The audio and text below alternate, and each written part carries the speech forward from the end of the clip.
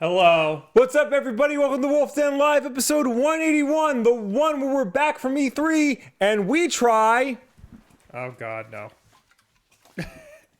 new Coke. I saw this in the fridge. Yes. What's this about? Okay, so do you know the whole story behind the new Coke No. of the 80s?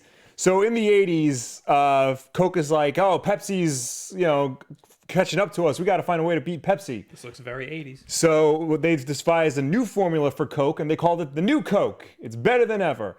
It came out. It lasted 3 months because everybody hated it, and then they immediately went back to the original formula. That's why all Coke bottles now say Coca-Cola Classic. So wait, was this their attempt at trying to get rid of the real sugar?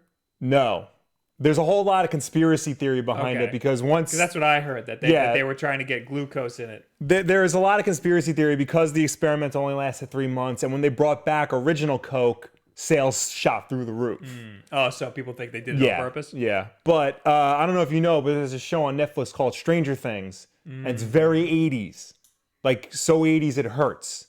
So for the upcoming season 3, they partnered up with Coke to re-release new Coke for a limited time. So this is a Stranger Things This is a Stranger Things promotion, but this is, according to everybody, this is the new Coke formula in a retro can.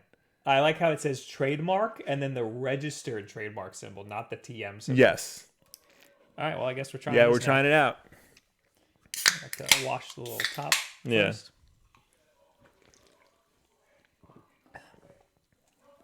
I mean, yeah. It's different. It's got like a tinge. Yeah, it's weird and it's different. I don't like it. I brought an original Coke to compare with, but I don't know if we even need it because that's a lot of caffeine and sugar. I get it. Yeah, I get it. It just has a different tinge. I know, but it's like the only way I could describe it. It tastes like Coke, but wrong. Yeah, it tastes mostly the same. Yeah, It's like an off-brand Coke is what it tastes like. Pretty much. Yeah, because like Coke, like we don't even have to try a regular Coke to know what it tastes like. They were trying to make a cheaper Coke, is what happened. Sounds like that's dumb. Why would they do that? You got to make it better. If you're yeah, but they didn't. That's dumb. They messed up. Yeah. So this came in a special collector's pack with Stranger Things themed regular glass bottles of Coke, and it was too much money. Is that the only way you can get this? That was the only way I could get it. Apparently, they are releasing it in stores, but to guarantee that we try it on Wulff Den Live for all you guys, I bought the special edition bundle. Well, all right then. Yeah. Congratulations. Yeah, and I didn't use the business card, so this is a tax write-off for me. Anyway, hello, Clueless Fishy. Hello, King Laws G. Hello, Eric. Hello, it's ya boy, Tom. Hello, Alex O'Donnell. Hello, everybody. Hello, anyone and everyone who is here. Right off the bat, we got $2 from Tyler Wood. Say hi, I guess. Oh, I'm very far behind in this. Yeah. This is like right before the show started. We also got Gimme Bean with $5. I love you guys. We love you too. John's Random World with $1. Jesse McCowan. I thought it was the same person, but it's not. 19 months in a row. He's a member here on YouTube. That's a lot of months. Prom dates, 18 months in a row. Brett Young with 12 months. Therefore, but meanwhile, back at the ranch. I like that. I like that. That's a movie reference. 10 months in a row. Benjamin Cawthron with 6 months. Marcus Pacheco is a new member, and T-Pat HB is also a member. Welcome, everybody, to the wonderful world of the Wulff Den, where we try snacks from the 80s. Also, where nobody knows how to pick up the damn phone. Yeah. Just freaking restart this damn podcast. Bob, they're baby boomers. They don't know. They don't use phones anymore. They're always on their iPads and their... True. All right, well, anyway, we got... Oh, hey, Austin John's here. Hello. Oh, Austin John Plays. Love Austin John Plays. My good man. He was helping me out with a hard drive issue I had. Oh. And he taught me that you shouldn't fill up an external hard drive more than about 50%. Because it's as if you're filling up a van. You know how you fill it up a van? Yeah. And the more you fill it up, the harder it is to put stuff away? Interesting. See what I'm saying? Yeah. Yeah. But is that... I mean, I'm still going to fill up. But is that just for hard drives or SSDs? So I know you've been using SSDs a lot. It's both. It just makes sense for both. Yeah. I mean, all my hard drives are going to be more than 50%. There's nothing I can do about that. And we just got $1 from Alex M. Thank you. Anyway, we got much to discuss here. Do we? Do we really? No, but the first thing we got to talk about Too Many Games. We do have to talk about Too Many Games. We will be at Too Many Games at the Greater Philadelphia Convention Center in Oaks, Pennsylvania this weekend. Yes. I'm pretty sure I got all the location information right. It's kind of confusing. Yeah, you did, actually. Congratulations. Yes. Their website is trash, Will. I know. We can say that because they're our management. Here's a sideways picture of Scott DeWaz. That's on purpose. Yes. But yeah, all these great people are going to be there. Like Yes. Tommy Dreamer. Yes. ECW original Tommy Dreamer. I'm going to get my picture with him and send it to all my wrestling friends. No, we will be there. We have a panel Yes. on Friday. At 4 p.m. 4 p.m. We are one of, if not the first panel of the whole weekend. I did not know that. Yeah. You might not know that we have a panel on Friday at 4 p.m. because I can't find it on the website. It was on their Instagram. It was on my emails. So that's how I know about it. But I will only be there on Friday. Will be there Friday and Saturday. Yes. Yeah, so. Yeah, according to the abbreviated schedule that they put on Instagram 3 weeks ago, Wulff Den Friday at 4 p.m. and then Vine Sauce at 4:30 on the main stage. We're in the panel room. Right. Yeah, because we're just the Wulff Den. We don't know what we're gonna do. No idea. We'll figure it out. We'll probably just talk to you people. Yeah. And if you can't make that, don't worry. If you're from Long Island, we're going to be at the Long Island Retro Game Yes, Expo, we are. which we will talk more about at a later time. Yes, right when now, that- we gotta talk about this convention. Yeah. We also got a super chat just now. Everything's got to load. Alex O'Donnell with $2. First super chat. You're welcome. Thank you. It wasn't, but thank you. Sarge133 with $5. Will, that video today was great. A whole pie. Going to talk about Batman Returns next video? Maybe not next video, but definitely. The problem with the '90s Batman movies is you can't just talk about one of them. You have to talk about the. You have to talk. I mean, you can just talk about the first one, but if you're gonna, you might as well just do the rest at some point. Alex M with $1. I'm Scuba with the tier 1 sub on Twitch, and that's it. Oh, and Brendan Carr with a toonie. You guys should go to Fan Expo in Toronto in August. If they send us, which they won't. No. That's too soon. August is Yeah. too soon. We got too much going on. All right. So that's that. We got to talk about now the actual title of this friggin' podcast. Is this our first look at the Nintendo Switch Mini? Question mark? So some Chinese manufacturer blew the lid off of this. And this is possibly a mock-up of the Switch Mini. Cool. According to Nintendo Life, despite the countless rumors that have been circulating around a lower-priced Switch Mini console over the past couple of years, Nintendo still hasn't officially revealed that such a thing exists. For all we know, that could be because it doesn't exist. But these accessories designed specifically for such a console could be a key ingredient in the Switch Mini speculation mix. I'm going to leave the picture up and I'm going to go... I'm screwing things up here. I don't have my little Stream Deck thing going on here. It's not on. You didn't bring your My iPad iPad over? died, Oh. and I didn't want to charge it. Oh, okay. Well, anyway, believe it or not, we've been talking about the idea of a Switch Mini since April 2017. Isn't that when it came out? That March is when the Switch came out. So a month after the Switch came out. Jesus Christ. Nintendo Life has been talking about it, right? Just weeks after the release, the real deal released into the world, after analysts predicted a mini variant would launch in 2019. We're now in 2019, and those rumors have been amplified thanks to further, more detailed reports from the likes of Nikkei and the Wall Street Journal. Now we've spotted that Chinese gaming accessory maker Hansun has listed a number of accessories specifically designed for a Switch Mini. And some of the images in these listings feature an old mock-up of the console, so we wouldn't pay much attention to that. But if these products are in production ready for sale, this would suggest that Hansan may have received product size info and early schematics for a new Switch console ahead of release. So I'm going to pull up the picture here for everybody to see. This is, I guess, yeah. These are the accessories that they're making for a Switch Mini, if that exists. You got a hard bag. You got a storage protective carry bag. New arrival Eva bag. A different new arrival Eva bag. They're cases. It's a lot of cases. These are just cases. It's a tempered glass screen protector, and it looks like just a plastic shell. Yeah. The image featured at the top of this article, which you can see on Hansan's site here, has us particularly intrigued. We can't recall seeing this image elsewhere, and the design of the console looks a little different to previous mock-ups. Of course, a retailer listing wouldn't usually have us convinced that a new console is definitely on the way, but it's confirmed for new smartphone designs to... It's common for new smartphone designs to leak ahead of time as cases and accessories appear online early.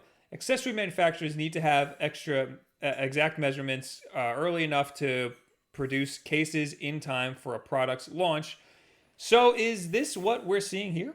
While the console design featured in that image might not be 100% accurate, that case itself should certainly be the correct size. Also, it's perhaps worth noting that back in 2013, Nintendo revealed the 2DS, a cheaper version of the 3DS, in August. 2 months later, the console was available to buy in stores. It's certainly looking possible that we could be about to see a similarly quick reveal and launch here.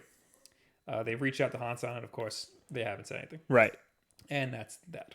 Well, this is a fairly good indication that something is in the works, because same thing with the iPhone. Usually the accessory makers will accidentally leak a brand new model of the iPhone. Same thing seems to be happening here. Yeah, the accessory makers need to be better. Well, they need to get this. They have work to do. You know? But Nintendo doesn't really need all the accessory makers to make accessories. You know what I mean? Yeah. Like, they're not really profiting off of half of these accessory makers. No. They're profiting off of the licensed ones. And the licensed ones are going to want to keep their mouth shut. Yeah. So, I don't know how credible Hansan is. Well, I'm on their website now, and they do seem to have just a lot of stuff. It's also, I mean, the one that was at the top of the article was hard shell case. Yeah. That has to be really form-fitting. The other stuff, they could have just done a shot in the dark. Yeah. You know, hey, we have these small cases. This will fit a Switch Mini. Apparently they sell OSSCs complete. How much? Doesn't say. Hang on. It just says new. And they come in different colors. That can't be real. Very odd, yeah. Oh, I want to buy a Frame Meister finally. Okay. We're gonna. I think I have the link for that. I can send it to you. Yeah, we gotta We'll do that. do that tonight, because you got to make sure you order the right SCART converters. Yes. But anyway, I'm a fan of this design mock-up. I don't buy it really. No? No, that deep. So first of all, it has a D-pad.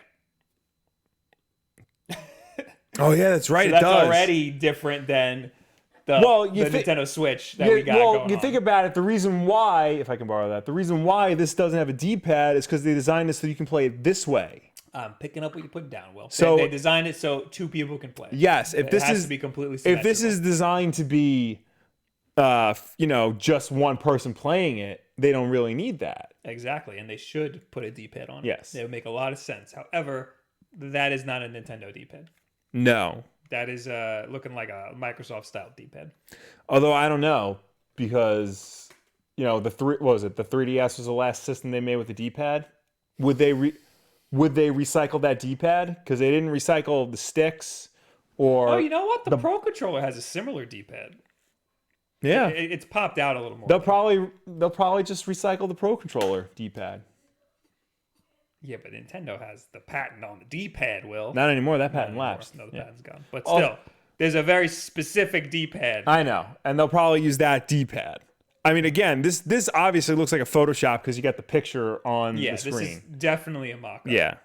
It also has it has weird thumbsticks. They're like not really the 3DS style thumbsticks that are like low profile. These are like a little bit higher, which is probably better because you know the 3DS. I like the 3DS ones because it's so portable. Yeah.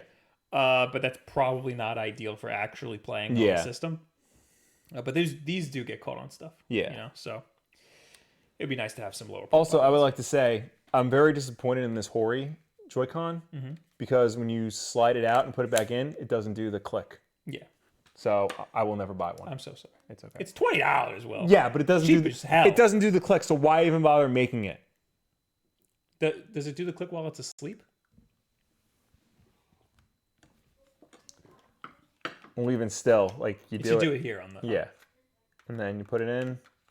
Nothing. Doesn't even do like the little thing on the side. I'm so sorry. Will. It's all right. It's not your. I'll let Hori know. Yeah, please do. This mock-up is also looking a little thick. Or maybe it's just because it's tiny and my brain can't comprehend. But that could be, you know, because maybe they shrunk it this way, but they had to increase it this way, the thickness.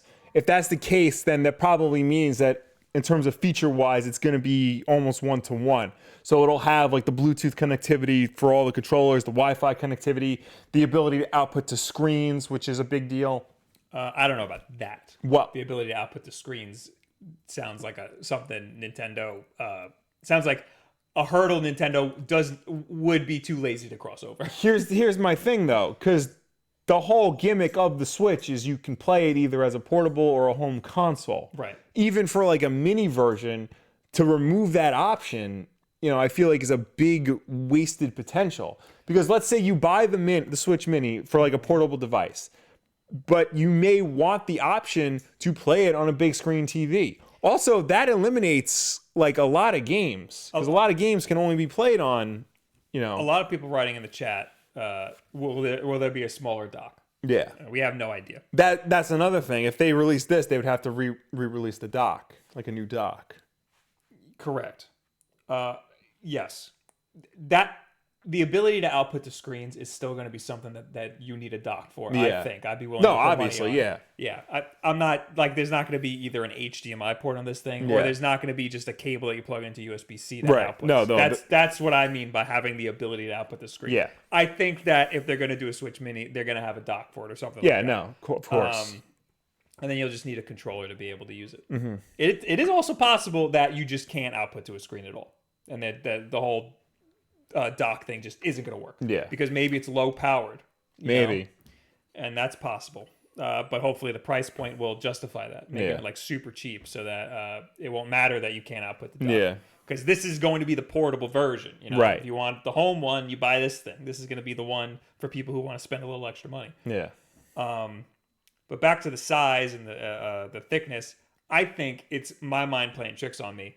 And it's the same thickness as this. Mm-hmm. It's just smaller horizontally. So it looks thicker, but it's not really thicker.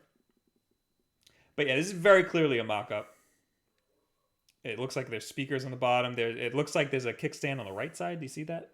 On the back of the right side? Where'd it go? On the back of the right side. Yeah, you see like a little notch. That might be for the memory card. Yeah. Yeah. Plus kickstand. Hopefully the kickstand's a little better. Mm-hmm. Very poorly photoshopped Smash Brothers screen. Yeah. Just slapped on top. I'd be down for this if tomorrow we're like, this is it. Here you go. Yeah. I'd be super down for one of these. I would buy that. I wouldn't because I'm happy with my Switch as is. Yeah, I mean, if they want to go the route of having another, like, selling 2 SKUs, then I think this makes a lot of sense. Like make this one, release this, make it cheaper. Yeah. With the Joy-Cons attached, maybe make it less powered. Mm-hmm. Dock support, no dock support, whatever. And then this is the one for people who want to dock it and, have the Joy-Cons detachable and be able to play with other people while you're out and about. I think that's very smart. A lot of people were thinking there was going to be a pro version. Yeah. And now it's looking like that's not a thing. Like the original version would be the Pro version. That's what I'm thinking. That somewhere along the line, through all these rumors, somebody misconstrued this as the Pro version, being a new version that's like a Pro. But no, this is just going to be the one for consumers who want to spend a little extra money or have the Joy-Cons or whatever. So that's that. I'm hoping they stick with that D-pad. Yeah.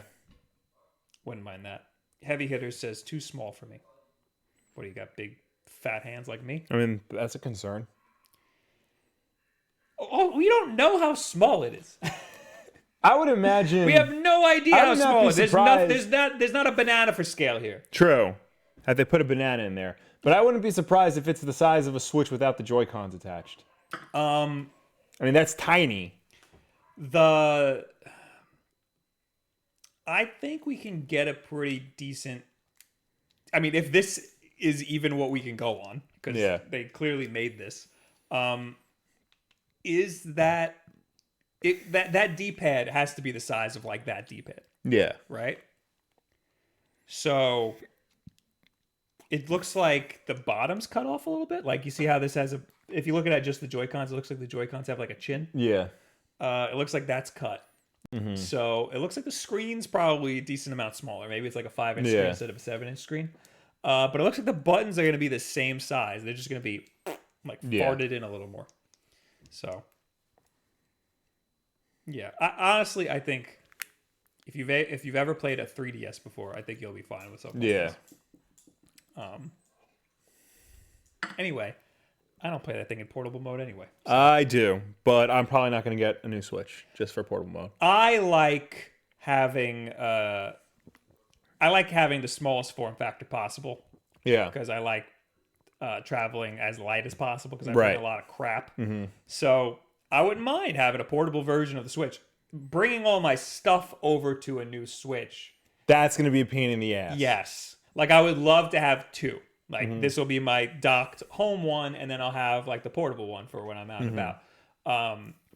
But I don't see a way where Nintendo is going to make it easy for me to transfer all my saves and like swap back and forth between two consoles. Yeah, that's the thing. There is a way to transfer your saves from one Switch to another, but you can only do it once. Mm-hmm.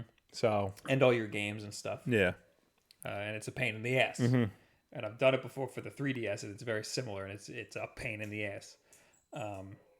So that's unfortunate. Unless maybe they fix it, but I doubt they'll fix it. I highly doubt it. No. Hey, Yulin Burger, thank you for the Twitch Prime sub. Bruce Patrick with $5. Hey, Will. That's me.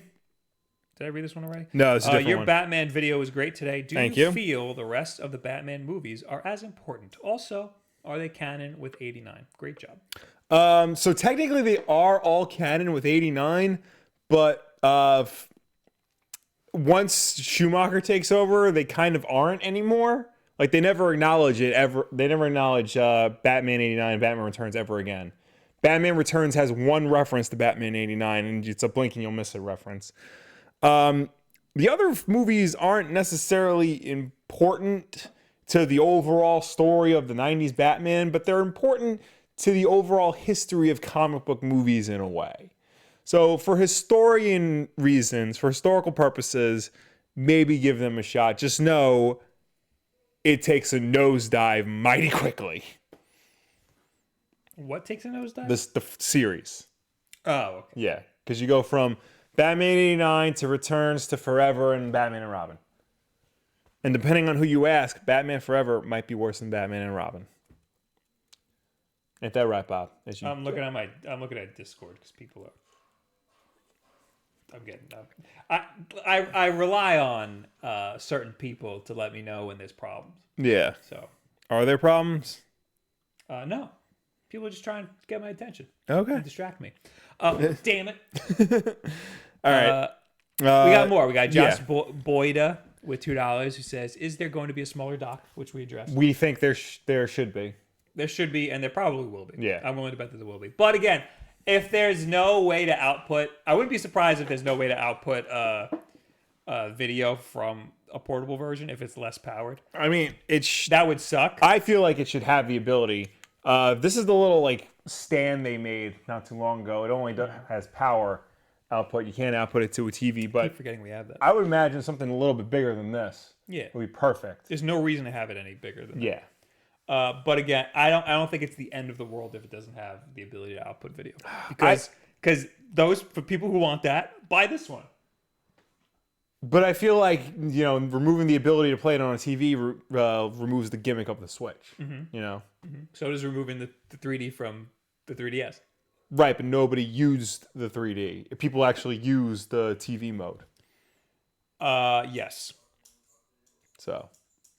Because it's there, then you remove it and no one will be able to use it. David Easley with $2. Y'all looking cute. Oh, you're just saying that. Joe Stois says with $2 says, new to the channel, what are your backgrounds? Our backgrounds are every video game Sega system we've Genesis, ever owned. SNES, N64. We got some toys up at the top. Yeah, mostly Sonic toys because we're fans. Will's background is a bunch of books and some pop figures. Yeah. So there you go.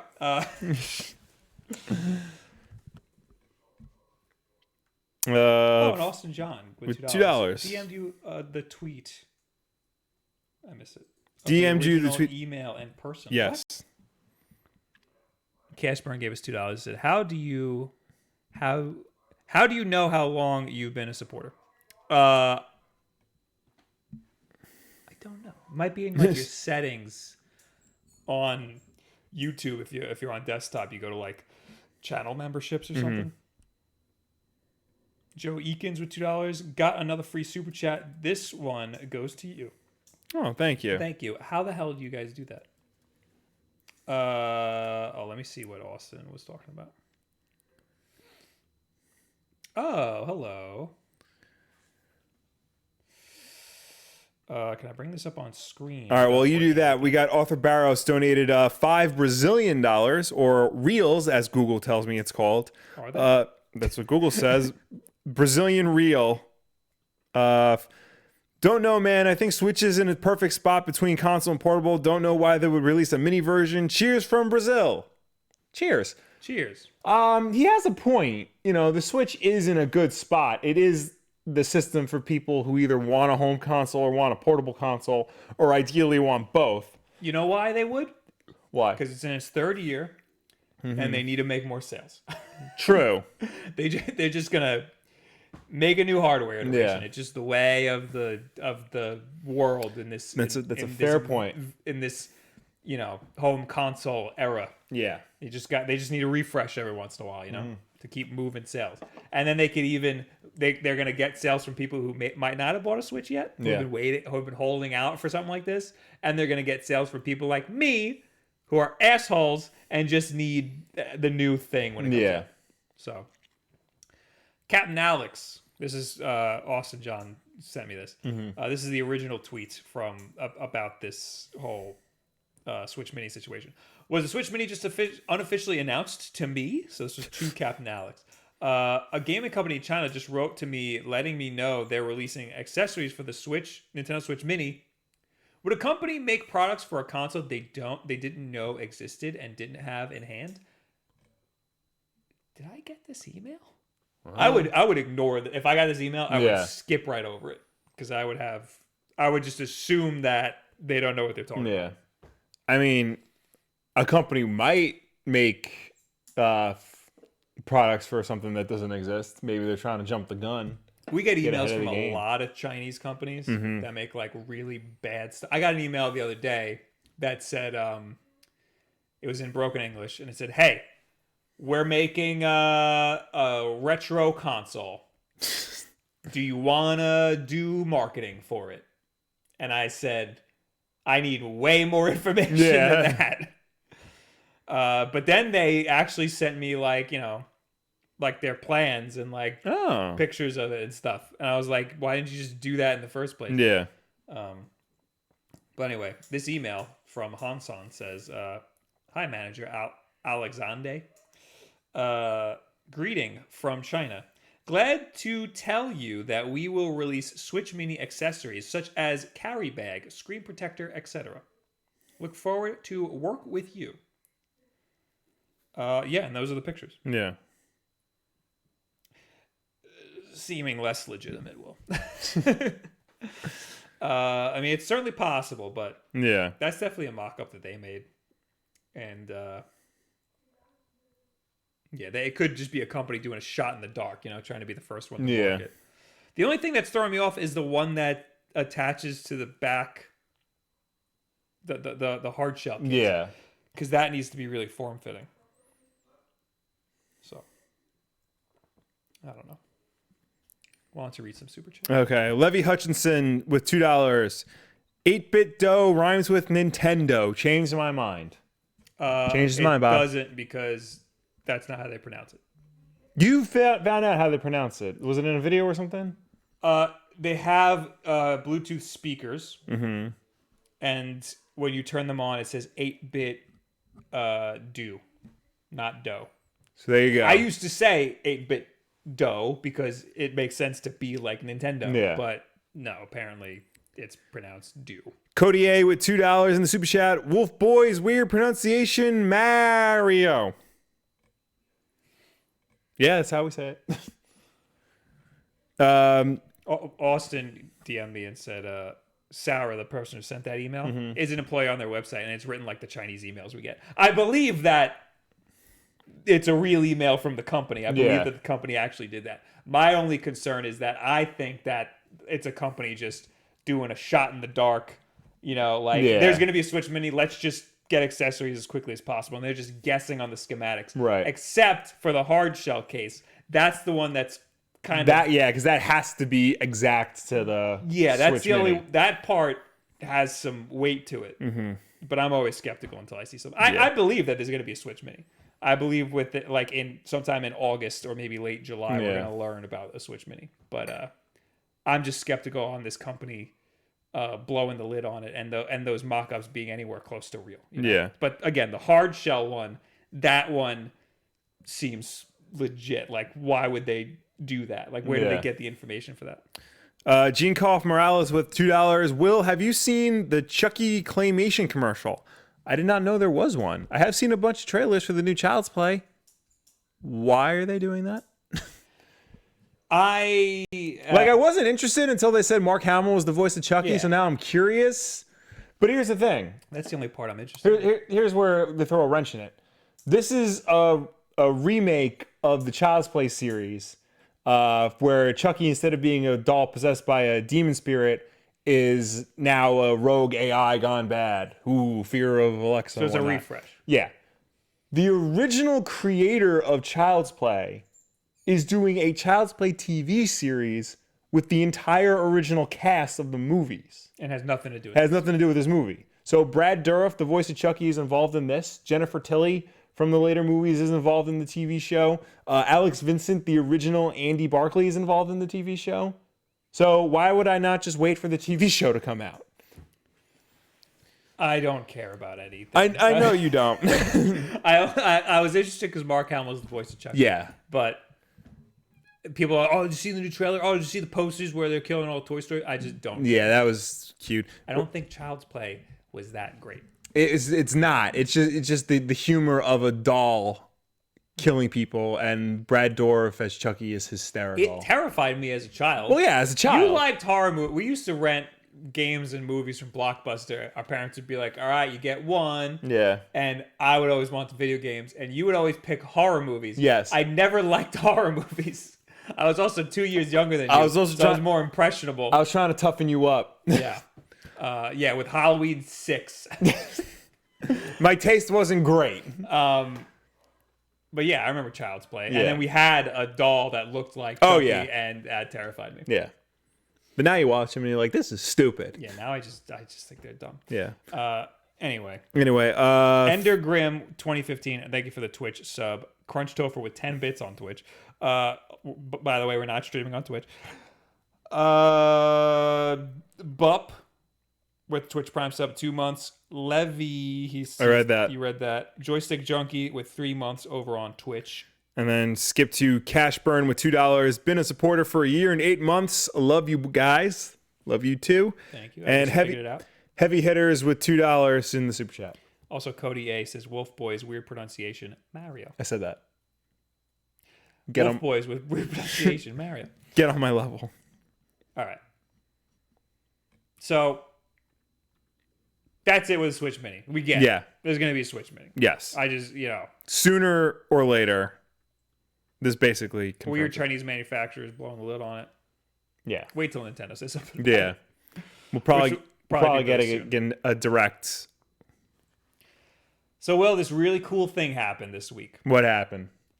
Something that's really fun and got me stoked. A Little Reckless gave us $2. That's what's exciting. Oh, Bob, rad. it's June, but no SN30 Pro Plus yet. Any updates? No. That's the one with the handles. 8-bit do control with the handles. Yeah. I'm surprised it's taken them that long to put it out. I don't know, man. These freaking third-party companies do weird. Yeah. They have weird production cycles. Yeah.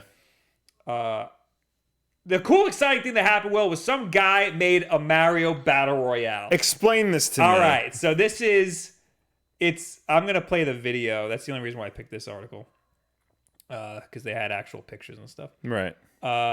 So this is the original Super Mario Brothers. Yes. You play it in your browser. Okay.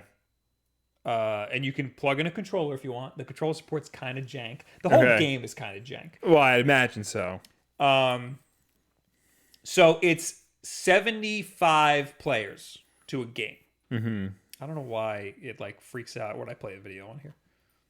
All right, no video. You don't get a video. I'll just pull up the screenshots from this article. So it's 75 players to a game. Okay.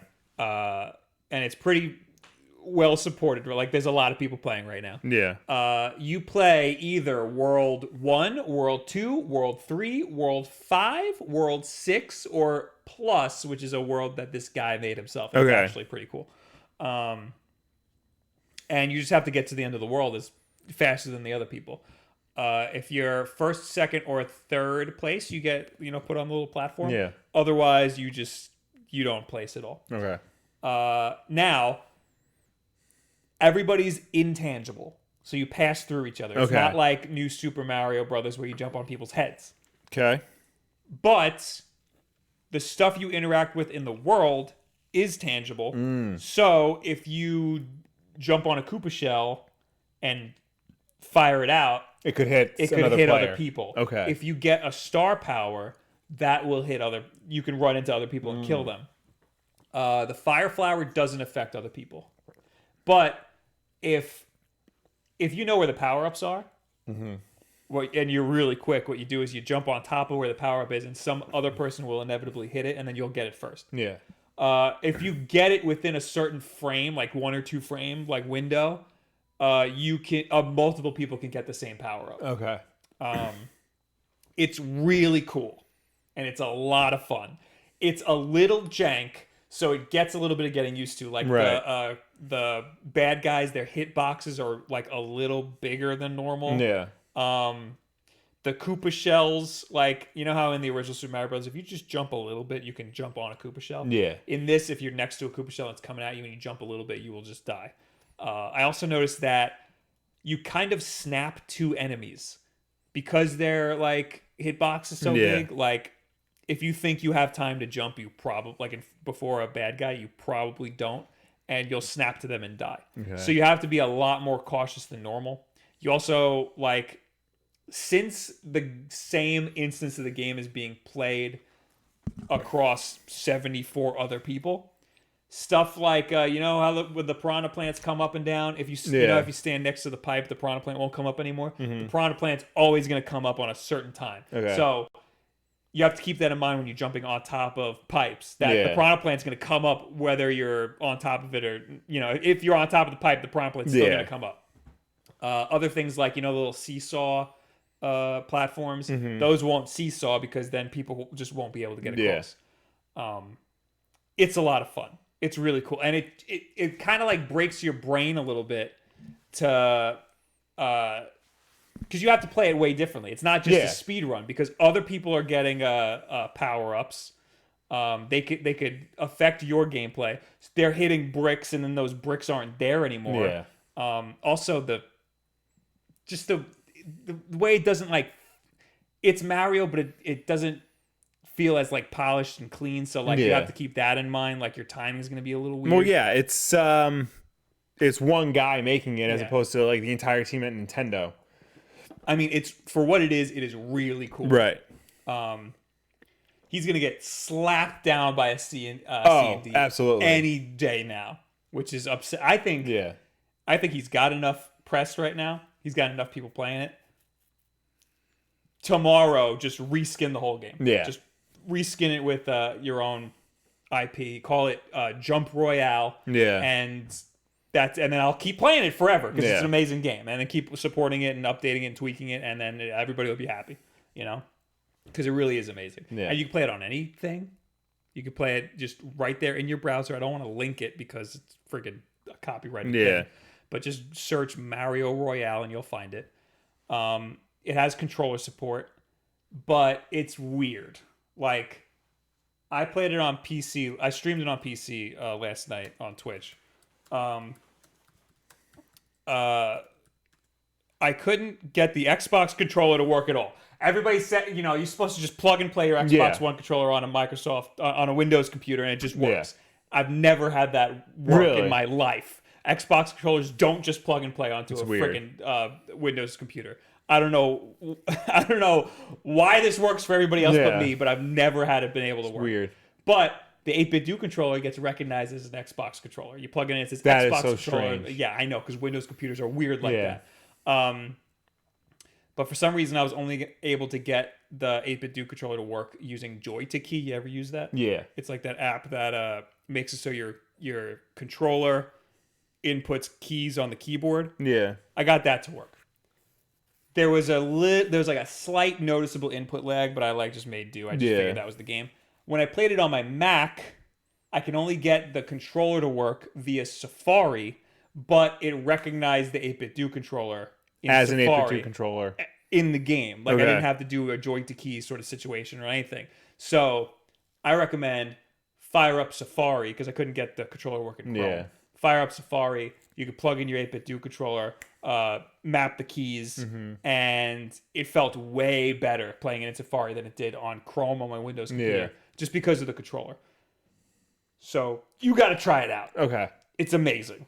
And it makes me feel really hopeful for the Mario Maker multiplayer, because the competitive nature of it, like, you don't really see Mario as a competitive game. Yeah. But this, like, it gets you really hyped when you're like, towards the end, like about to make it, and then you see somebody coming up behind you, or you're like right behind somebody and then they die. Yeah. It's really cool. Arthur Barros with 5 ruples says, "Wait, what? You guys are brothers? I thought you were a couple." Nope, surprise. Why can't we be both? Yeah. Because that's illegal, actually. King says they took it down right now. I don't believe him. Were you just looking it up? No, I'll do that. Was it infernoplus.com? I wasn't going to link it, but sure. Okay. Gene Koff says... No, I see it. Yeah, right? It's right there. You just press play, and then that's it. You're playing.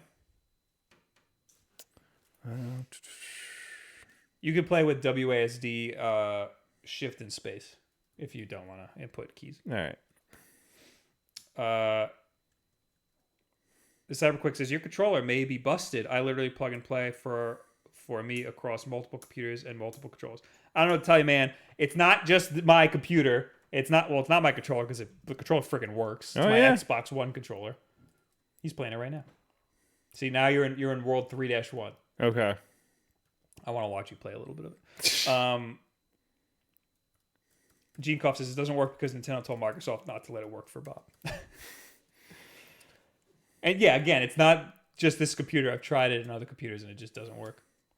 That's another. See, I'm dead. See, it doesn't feel like Mario, right? Yeah. It takes a lot of getting used It's to. It's definitely janky. And jumping off of enemies feels weird. Mm-hmm. Like hitting Koopa shells is weird because other people are hitting it at the same time, so they stop. They don't like move.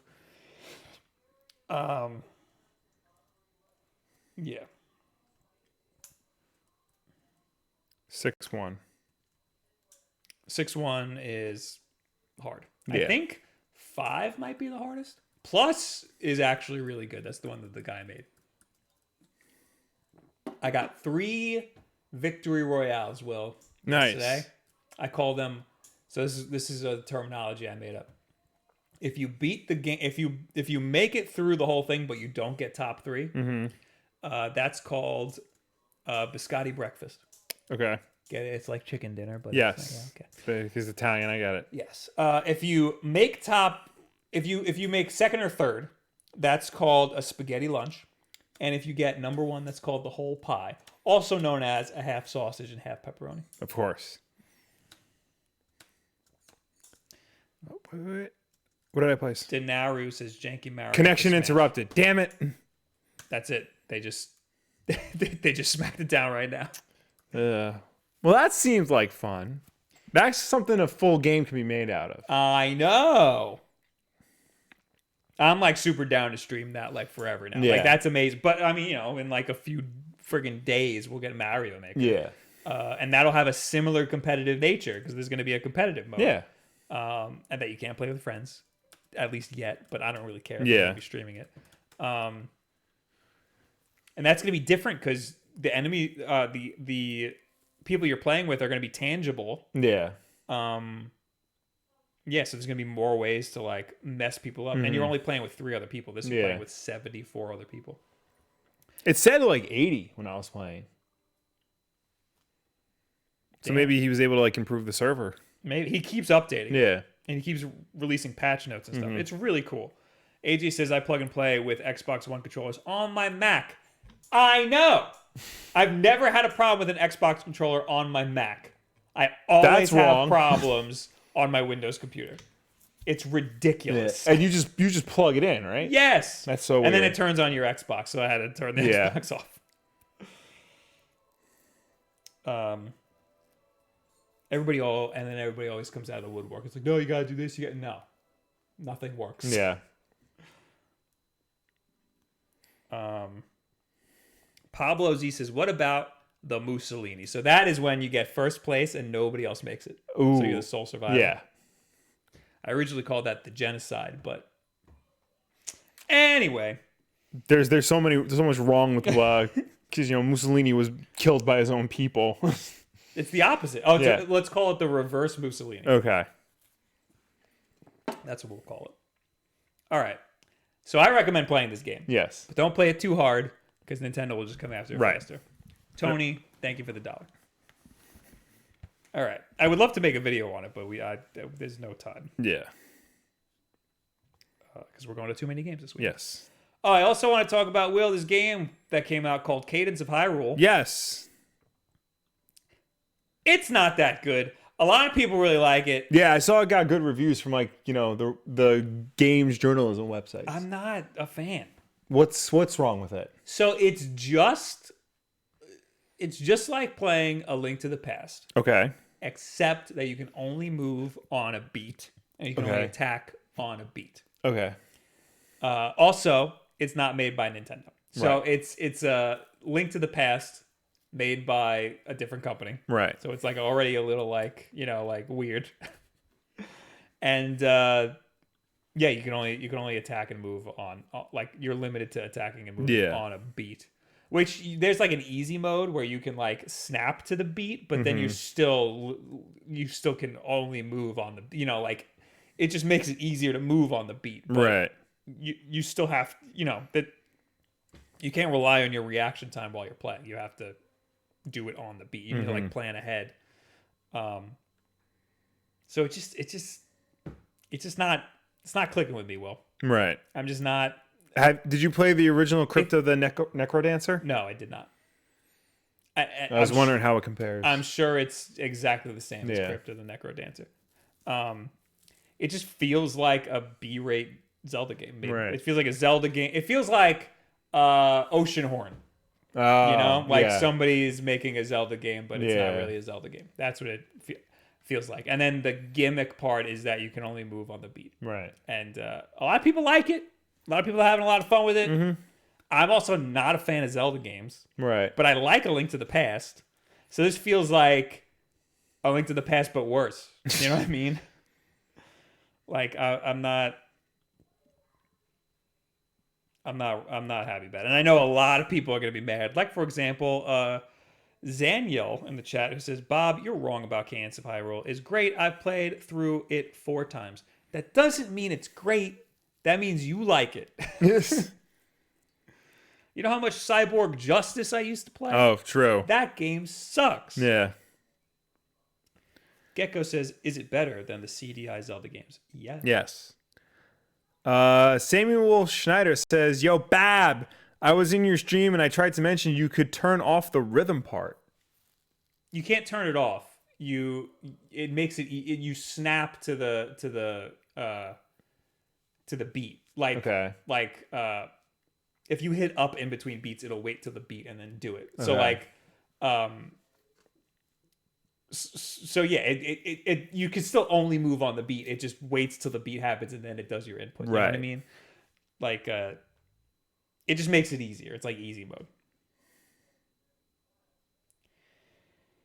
mode. AJ says, Bob a big dumb. I've been saying that for years. I think he's saying that I'm big dumb and he's been saying that for years. Cyberquake says, Bob is bad at the game, which makes it a bad game. Not true. What games am I bad at? Splatoon. Yeah. It's a good game. You're bad at Splatoon. Yeah. It's a good game. Yeah.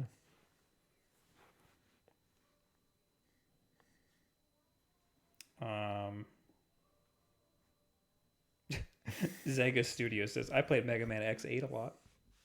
That is a bad game. Yeah. XX Gaming says, should I trust a seller on Amazon selling Pro Controllers for $35? Hell no. Yeah. Watch my video on the fake Pro Controller or the knockoff Pro Controller. Ludicrous Potato. Fun fact of the day, Bob is a silly goose. It's really not that good of a game. It's you can try it after this. I would like to try it. It does seem interesting. It's just real. Like, I think people went nuts for no reason about it. It's really not. Well, they went nuts because it of itself is an interesting concept. Nintendo gave a fan developer basically the rights to make a Zelda game that crosses over with their own game. I think honestly that's what it is. Yeah. It's like the underdog story. Yeah. You know, like everybody wants these massive IPs to be given to indie developers, and I think that they should. And I think that this game is a good example of why they should, because it is an interesting concept. It's very popular. A lot of people like it. I just don't think it's that good. Especially after playing something like Link's Awakening, which everybody's crapping on because it's like a smaller Zelda game that's going to sell for $60. Yeah. I'd much rather play that. And I know there's not really much of a comparison because this game's 25 and that game's 60. But like, I'd also much rather play A Link to the Past, and that game is much tinier than Cadence of Hyrule. And currently, there's no easy way to play it unless you bust out your 3DS. True. Or you have the SNES Mini. It's on that. Oh yeah. Or I have an emulator. I could just emulate it. Oh, Bob, not emulators. That's why Nintendo doesn't like us. I've given up, Will. Can't you see? Yeah. I've completely given up. All right. So that's Cadence of Hyrule. Not that great. But try it yourself. You know, do whatever you want. Yeah. Is there a demo for it, or is it just...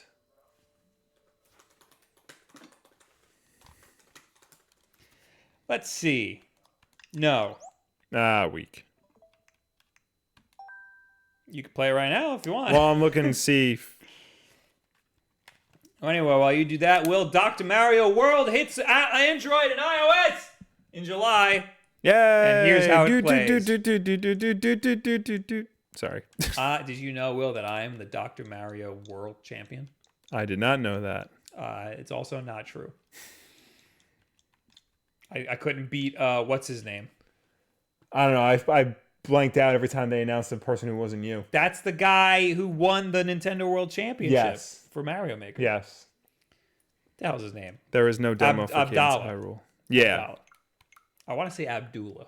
Which is wrong. That is wrong.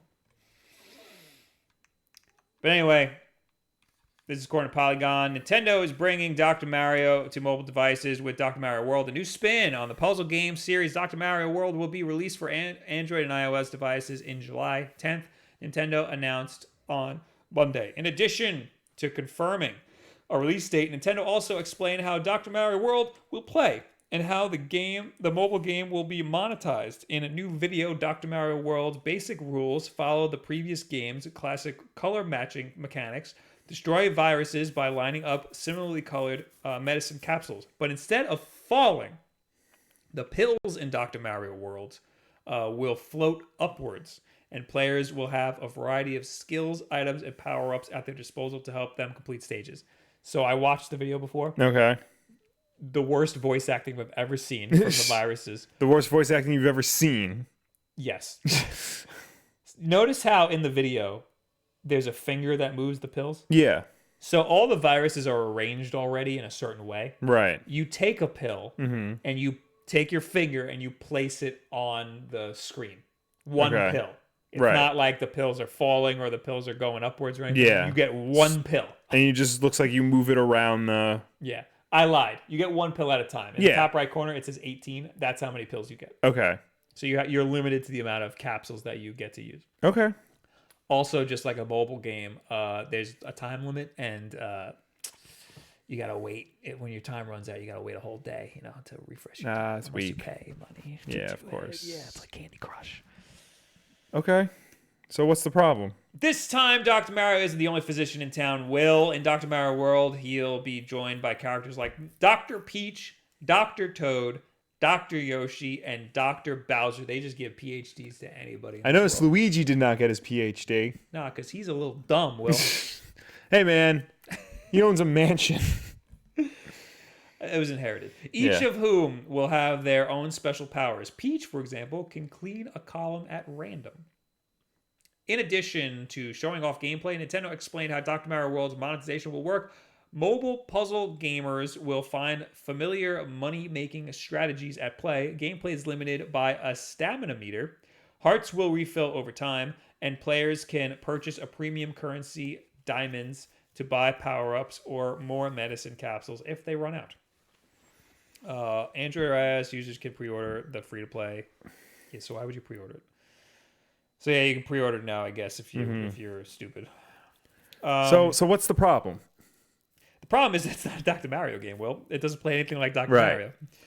You take I'm playing it on screen now. You take the pill and you place it where you want it to go. That is strange, but it's weird. Yeah. I think it'll be good. Nintendo's really good at game design. Yeah, I mean, I'm sure there's a reason for why they flipped it like this. Yeah. So, I mean, I'd rather just this. Why do they got to overcomplicate it? Just give me just regular Dr. Mario. Just give me Dr. Mario. Yeah. Well, I think this is more for people who have never played Dr. Mario before, much like all of the iOS games they put out. Probably. Let's be real here. Dr. Mario isn't really the most important IP that No. It's not like the greatest game in the world. No. So tweaking it a little bit, it's not, I'm not too butthurt about it. I'm willing to give it a shot. Yeah. It's just weird. It's a weird thing to change. Yes. Same thing with the Mario Kart Tour. Yeah. Like the way you play that, it's a weird way to play it. Like, why not just have it play like Mario Kart does? Yeah. I don't know why they got to change it for mobile. Certain things I understand you got to change for mobile. Mm-hmm. But something like this, it's just Dr. Mario. Yeah. It already wasn't complicated. So, I don't know. All the viruses in this little trailer have like weird personalities. I don't know if that's from something else. Well, I mean, I think usually they have like, But where is that from? It's not from the probably, NES game. Probably one of the later Dr. Marios or something. Or the commercial maybe? Yeah. New worlds. There's new worlds in this world. Yeah, I saw that you could play it in Luigi's Mansion and other places. Whoa. Yeah. All right, well, I guess I'll play it when it comes out. Mm-hmm. Do we know when Mario Kart Tour is coming out? No. Well, at least I don't know. Oh, well, it was just in beta. Yeah. All right. Well, anyway. We got super chats. Yes, we got a bunch, so don't jump the gun yet. King Laws G with $2. Next up, Sonic Battle Royale. Same creator. Oof. That would be a bloodbath. Would be. I don't think that would work. Yeah, there was that GBA game called Sonic battle where it was Actually, kind of like a Smash Brothers game. It was fine-ish. I think it would work pretty well if it's pretty much exactly like the Mario Royale. I Yeah. think a Sonic Royale would work pretty good. I mean, it'll be crazy. Yeah. Because you'll be going a lot faster. Yeah. Tony with the $1, thank you. BK Brandicoot with $2. So what happened with SNES games on Switch? That's a good question. Yeah, I don't think anything happened. What if we get that instead of an N64 Classic this year? I wouldn't be surprised, honestly. I would expect that before an N64 Classic. I feel, unless maybe they're going to announce SNES Classics with the launch of the Switch Mini. I think that's possible. I think that if they're going to do that, it'll be sometime around September because they're going to want to push Nintendo Switch Online subscriptions for the holidays. And right now, Mario Maker is the game to push the Switch Online subscriptions. Yeah. But closer to the holidays, they're going to want another game to do that. Right. So I think that SNES Online or SNES games would be a good reason to do that. David Rodriguez with $2 says, is there a rhythm game you do like? Yeah. Rock Band. Yeah. Duh. I used to like Guitar Hero when it wasn't that popular. Yeah. Because then I felt like I was good at it, but then everybody else got good at it. And I'm like, I guess I'm not good at it. Also, Donkey Konga. That's the platformer one. That game is great. That game is really good. Takes a lot of stamina. It's 2 hours, but it's great. It's 2 hours of going like this. Yeah. So you got to be, Yeah. you got to be able to do that. Mm-hmm. And this one's for me, the best friend, Will. LKM Cherokee with $5. Hey, Will, thoughts on Superman Year 1 and Justice League 26? Also, thoughts on the thousands of comics I asked you about last week.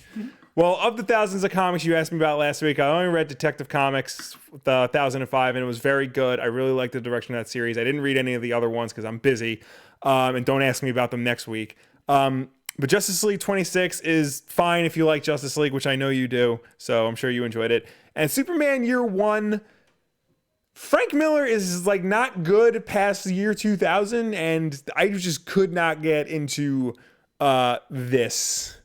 Like, of all the characters, he probably shouldn't be writing Superman. And John Romita Jr.'s art is fine if you like John Romita Jr.'s art. He's very hit and miss. A lot of people don't like John Romita. Once he stopped left Marvel, he's been very hit and miss. He did a very bad Superman. He did.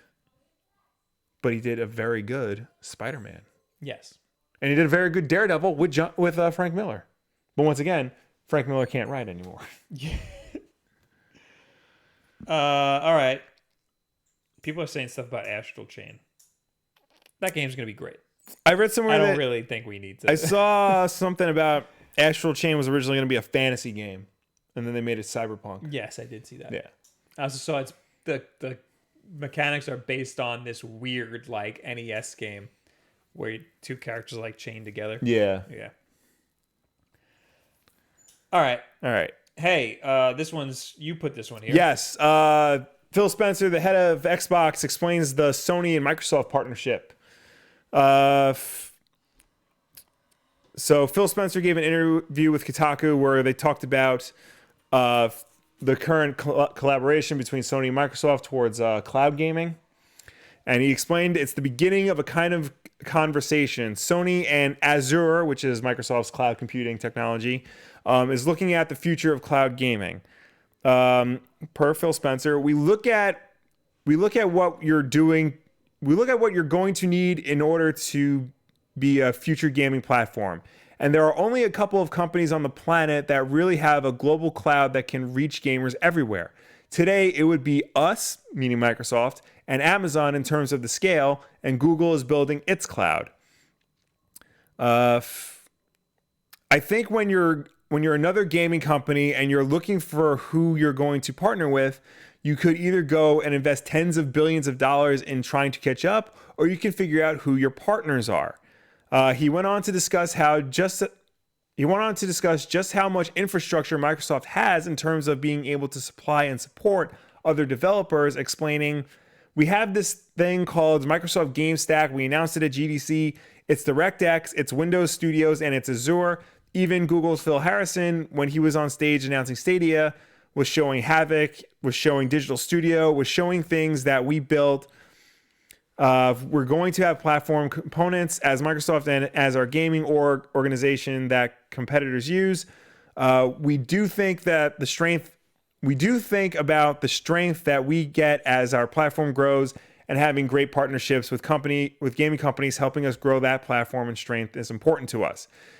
It's a lot of nonsense what he's saying, but basically what it boils down to is that Microsoft wants to help other companies,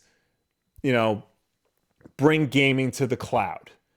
And in terms of like if Sony were to do this, they had to look for a partner. Yes. And of all the partners that they could have possibly looked for, Microsoft, Amazon, and Google, Microsoft's, at least according to Phil Spencer, makes the most sense. Yes. Because they're already in the game. They have a great cloud computing technology already with Azure. They have all the resources to expand it to, millions of people. And they're already trying to do their own thing with xCloud. So why not partner up with them and share resources for the greater good of the gaming community?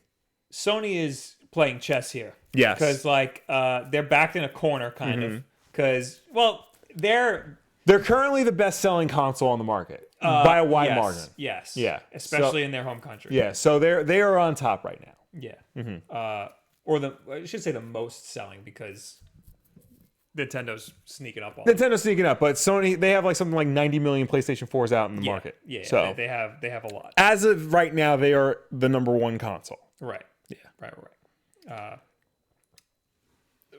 So all these companies are working towards cloud computing. Yeah. And Sony has dipped their toe into it with PlayStation Now. Yeah.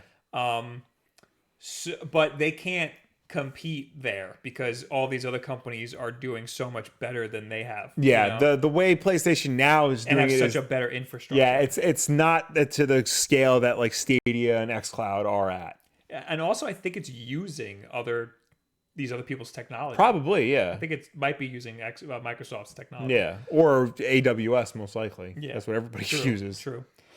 So they kind of had no choice. They had to partner with somebody, and it would behoove them to partner with Microsoft, so that the two console manufacturers can band together against all these other people trying to get their foot into gaming.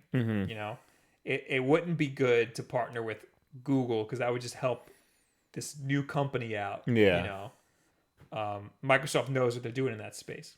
I think somebody last week commented something like take a drink every time they say behoove. Do we really say it that often? We probably say it like once a podcast. Yeah. And now I said it twice. So there you go. Take your drinks, Daddy-O. Phil Spencer also said, I actually think gaming is in a better place because of the other brands that are there. In the last 20 years, the number of gamers on the planet has tripled. Gaming's a $150 billion a year business, and it's growing double digits. 150 billion. Last time I checked was probably a year ago, and it was 100. Well, 50 billion in a year. Damn. I don't see us succeeding as necessarily requiring others to not succeed. Yeah.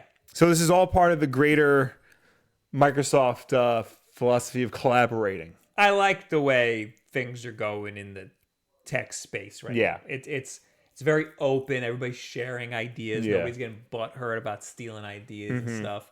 Nobody's fighting. There's not like a lot of... The competition is all friendly. Yeah. Or at least it seems that way. Like,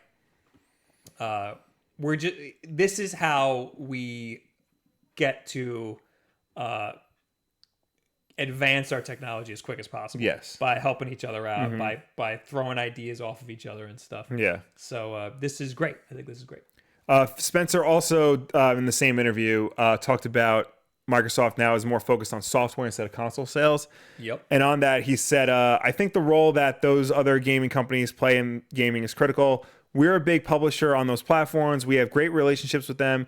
Instead of blocking them so that it somehow kind of minimizes their impact on the future growth of gaming, I'd rather find ways of working with partners to help grow the industry.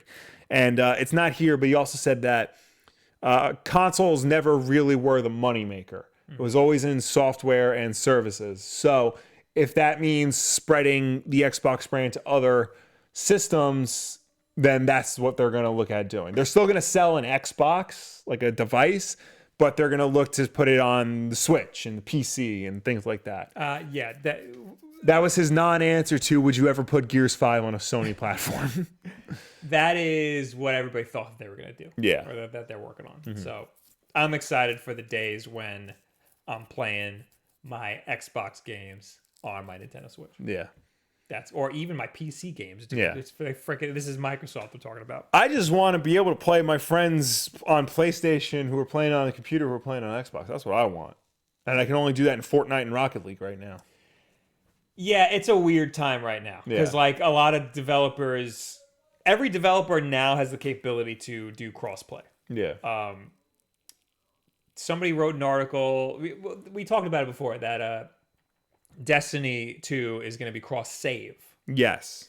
Somebody wrote an article saying that it's not going to be cross-play. And then one of the designers on Destiny retweeted that and said, nobody ever said it's not going to be cross-play. Yeah. We're working on it. We just don't have it now. So it just sounds like crossplay is a lot of work for developers. I don't think It's not like flipping a switch like we previously thought. I don't necessarily think it's a lot of work. I think it's a lot of work. It's not a lot of work. Technically, it's a lot of work legally.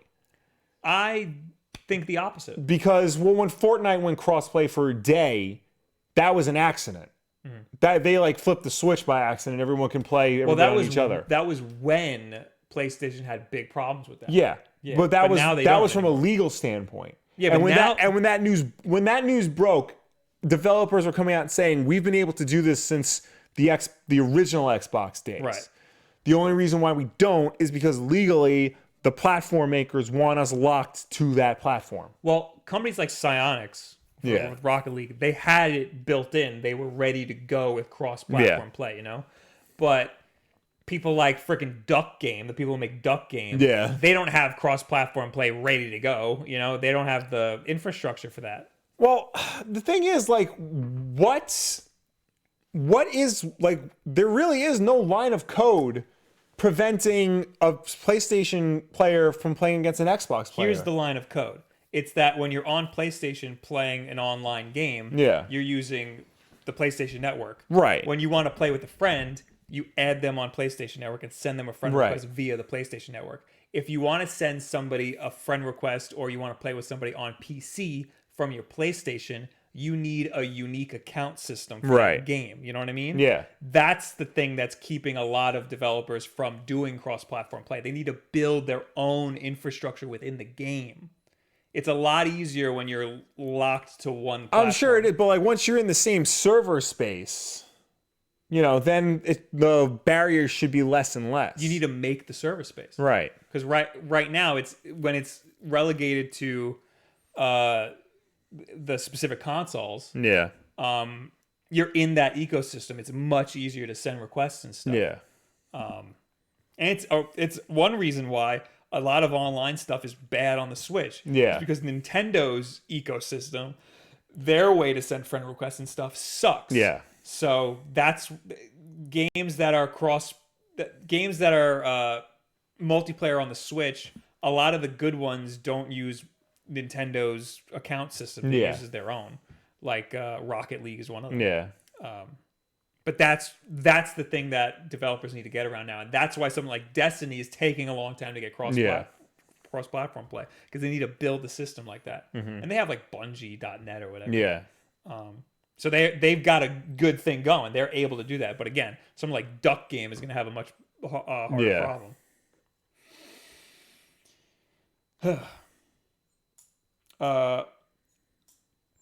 Harui Suzumiya says PlayStation still have not allowed crossplay like Nintendo has.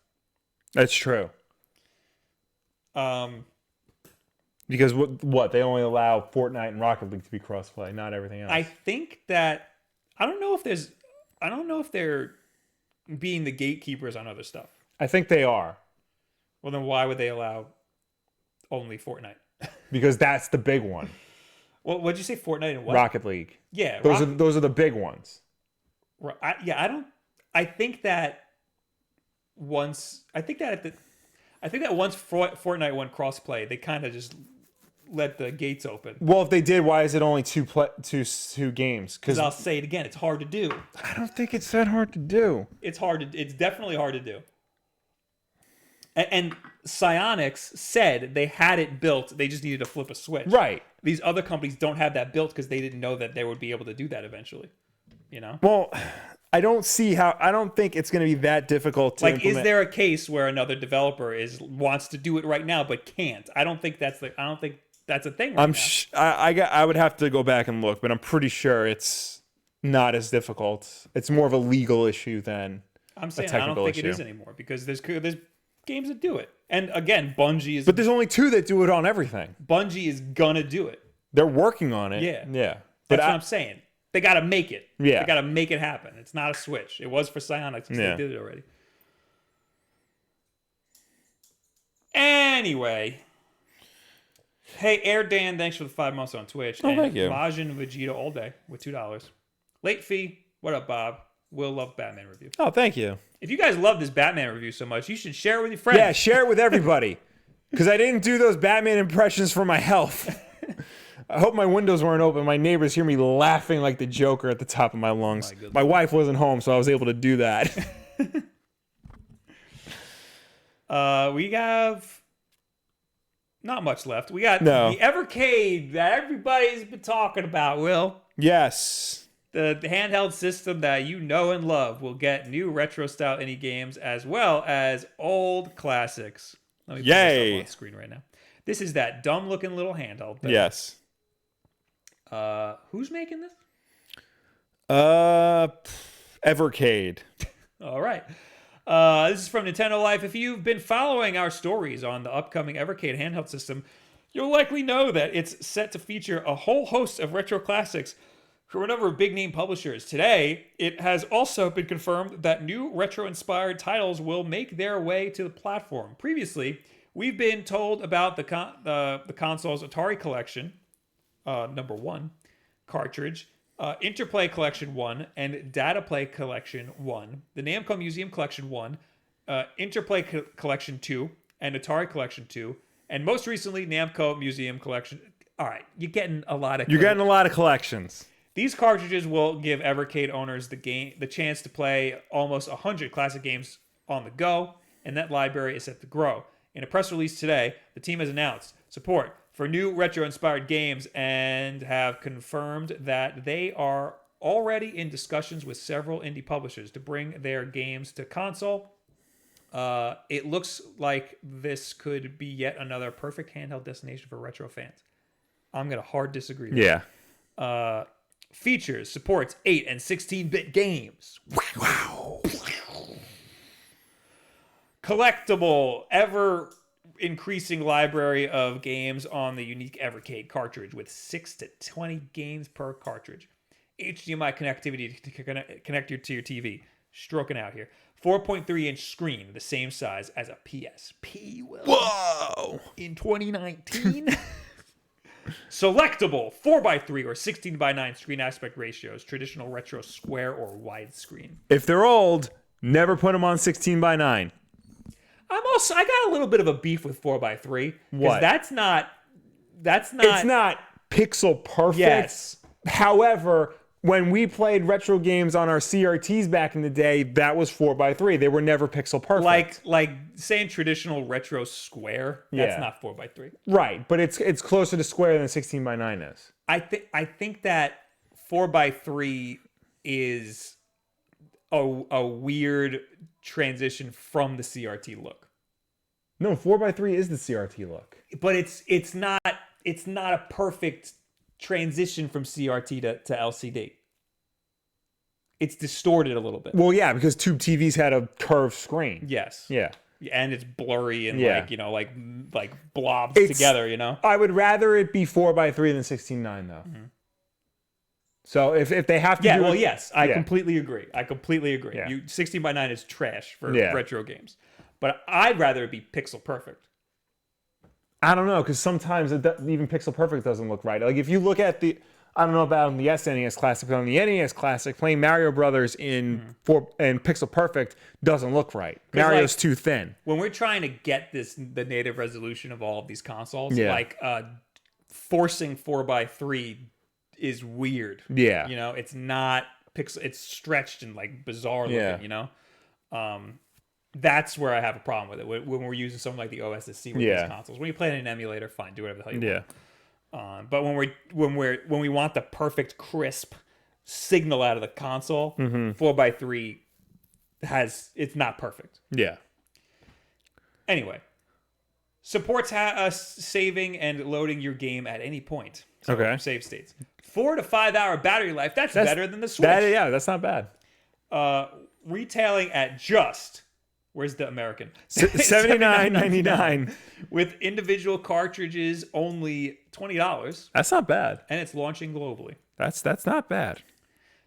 Here's my problem. Okay. Because of course I gotta have a problem. Yes. First of all, the D-pad is a disc. Yeah. But second of all, the Polymega guy said the same thing. They're making a they called it a closed source box because they want to have indie game developers release stuff on the Polymega, and presumably the same thing with the Evercade card thing. They want to have new games release on here because, you know, these indie publishers, whenever they release somewhere, their games get pirated and whatever. Yeah. That's just never going to happen. The Evercade and the Polymega are never going to be... the one-stop shop indie development system. They're not going to be the indie box. I mean, I can see, like, indie developers... Like, I can see Yacht Club Games putting Shovel Knight on, like, this or the Polymega, but it would not be the only place to get them. And it's not going to be the one that people think, I want to play my indie games, let me bust out the Polymega. That's just never going to happen. We have this thing right here, which is the one. This is the one. I feel like if you're going to play an indie game, you're going to play it on like a traditional Xbox, a Switch, a PC. Yeah, like there's no... Like this ain't it. Yeah. That your you cannot make an indie machine. Yeah. You cannot. Save that for... Let that be to the big publishers or big game companies. The only problem is that they're gatekeepers. Like Nintendo has to approve the game, but I mean, if your game's any good, then they're gonna approve it. Otherwise, it's gonna have to be on PC anyway because Polymega and freaking Evercade are gonna have to approve the game also. So they're also gonna be gatekeepers. Yeah. So sorry about it, but you're not gonna be the new. You're not gonna be the new console. Yeah. AJ also says, wait, what? 4 to 5 hours for retro games isn't better than the Switch. And he's right. Yeah. The Switch could do low-powered games at 4 to 5 hours. But hey, that's only $80. Yeah. All right. Last thing that we have here. Okay. Hey, Bob, did you like the Avengers Endgame? I did. It was very good. Would you be willing to sit in a movie theater for another 3 hours just to see some new footage? I don't think Well, good thing for you. It's coming back. Avengers Endgame is returning to theaters next week with new post-credit scenes. Kevin Feige revealed the Avengers Endgame will return to theaters next week with additional post-credit scenes. The latest Marvel Cinematic Universe blockbuster originally premiered late April, made all the money in the world. A lot of people think that this is because they want Marvel wants Endgame to make more money than Avatar. Because right now, no joke, it's like $50 million behind Avatar. Do you think they could do that if they re-release it? That's a good chance, yeah. Because that re-releases count towards box office. True. So I'm trying to just skip to what. I can't believe Avatar made that much money. Yeah. It was not that good. It's not, but I mean, I like it, but it's not a $3 billion movie.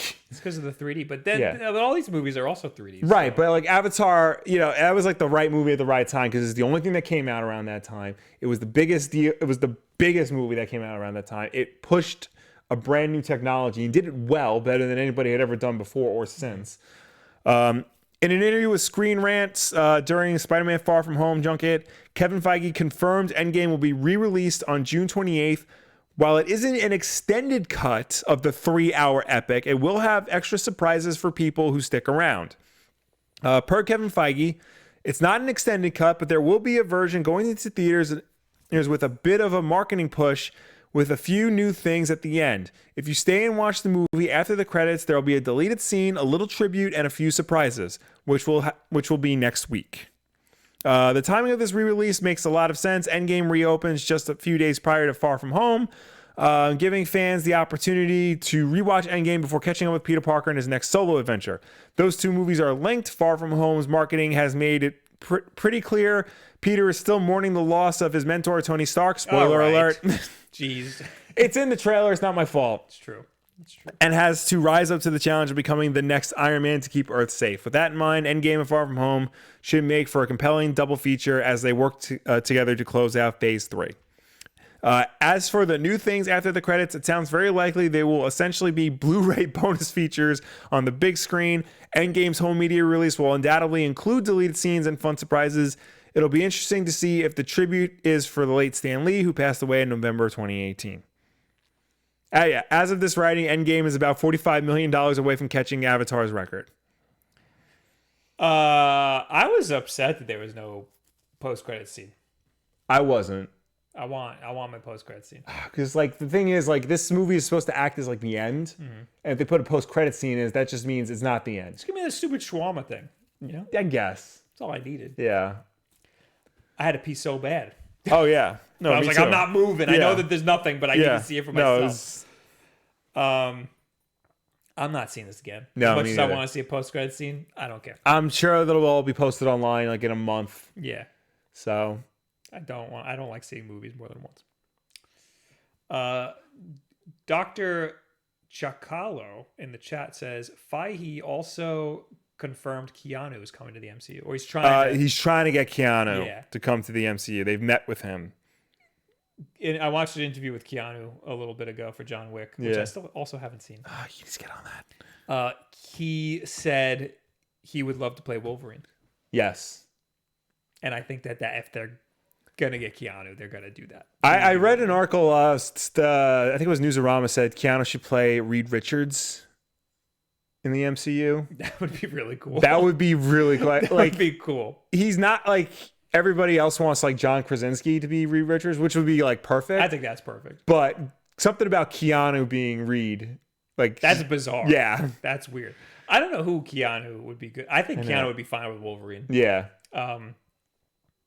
They got to pick a short, hairy guy for Wolverine. I know. An ugly dude. Like, you know? Like Danzig. Like, they originally wanted Danzig.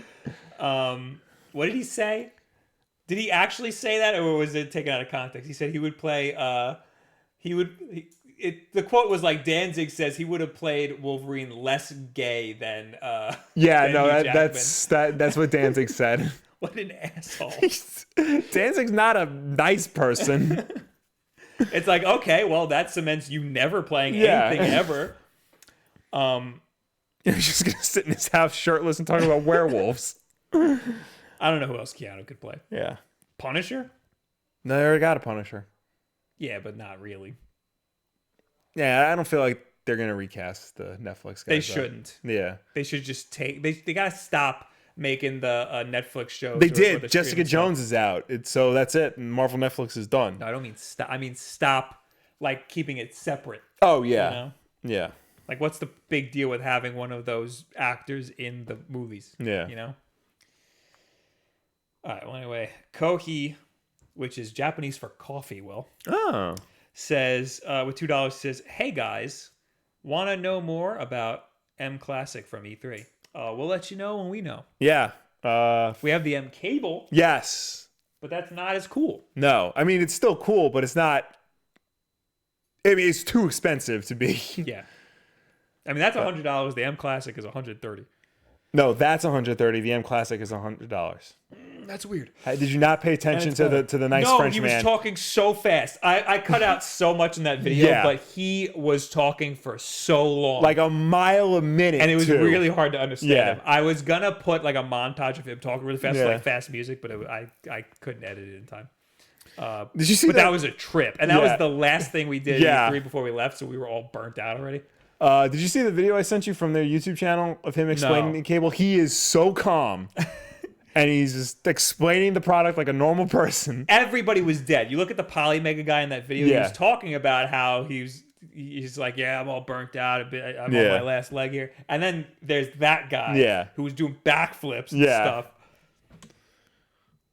Anyway, that's it for all the stories. We have an unboxing, though. We have 2, it looks like. Yes, we do. And I don't know what the hell's going on All right.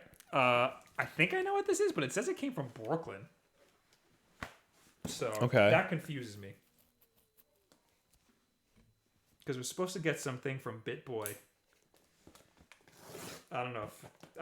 I hope it's not embargoed. Yes. Well, just open it slowly, and then... This is very... What? Oh, this is from a person. This is from Enrique Medrano.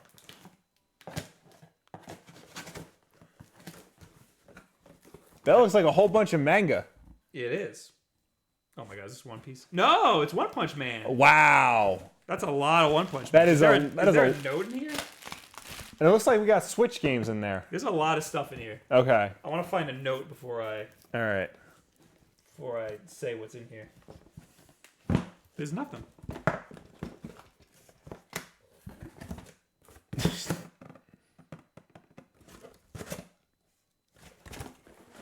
There's no note or anything. All right, Enrique, if you're watching us, let us know.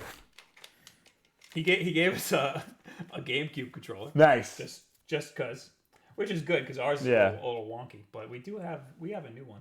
Wait, this is supposed to say Nintendo on there? Yeah. So it's a unlicensed. It looks like a GameCube controller. Yeah, Maybe it washed off or something. A lot of the later third-party ones look like Nintendo controller, like official ones. Right, yeah, no, this is a. He gave us 10 issues of the One Punch Man manga. Damn. Jesus Christ. All right, and he gave us Super Meat Boy. That's awesome.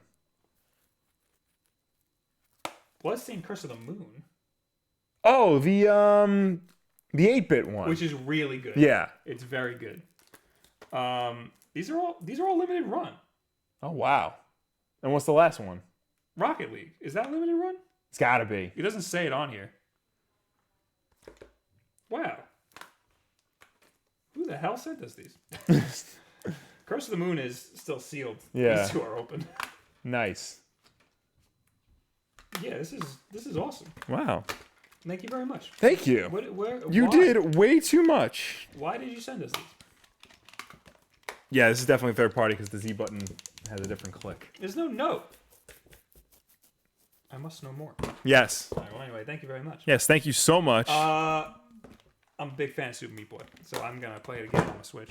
Yeah, and you already have Bloodstained, right? Yeah, you should definitely. Oh, I'm definitely taking that. Good. And it's good that we have a physical copy of Meat Boy because that means I can steal it from you. Yes. How do I open this? There should just be a pull tab. I think this is for you. Okay. Let me just cut towards myself. real Yeah, quick. that's how you, Is there a pull tab? there usually is. I'm just gonna do this. That's how you do it. That works. So this is from Collector Mount. Oh, I think this is for me. I haven't been to the P.O. box in a while, so this might have been sitting there.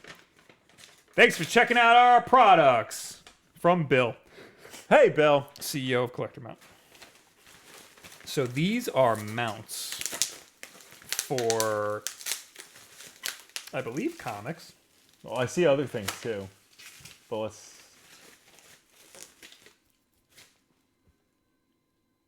Wall mount or shelf stand. I guess for comics. No, you wouldn't be able to. Or maybe. And there's bigger ones. Okay. The invisible and adjustable morphing display mount. Wall mount or shelf stand.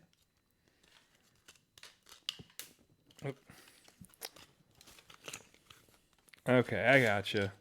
So yeah, you can do two side by side. You can do like Then that. you flip it up and it Yeah. Or you can do it. swishes down You can on do it. it this way so that it can stand up on a table.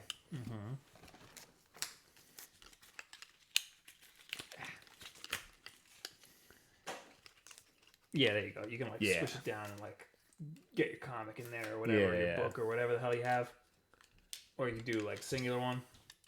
That's cool. Cool. I like mounting stuff like a comic's like Yeah. a comic like that's just a freaking that's just a regular picture frame. Yeah. Like the ones that you bought for your room a while ago. Yeah. The plastic ones. Yeah. Hate those. I know you do. Hate those. But those are like specifically designed for comics. Like they That fit doesn't mean comics. anything. Yeah. It still looks like trash. Okay. The ones that we had, the shadow boxes, those were cool. Those are cool. Where yeah. you put the comic in Yeah. like a shadow box. This, I'm curious to see what you will do with these. Will. I think these might be good because I have the PD. Well, who you have a sent this lot out? of these. Look at that. Yeah, I do. Who sent this the custom Wulff Den controller? Was it Power PDP. Oh, it was PDP. PDP, yeah. Yeah, because I wanted to display that, and right now I just have it sitting on a Switch charging dock, which kind of doesn't stand very well because of the cable. Yeah. And because it's made for an official Pro controller. But I'll give these a shot. Okay, one of them's for DVDs, one of them's for CDs. Oh, you put games on there. Yeah.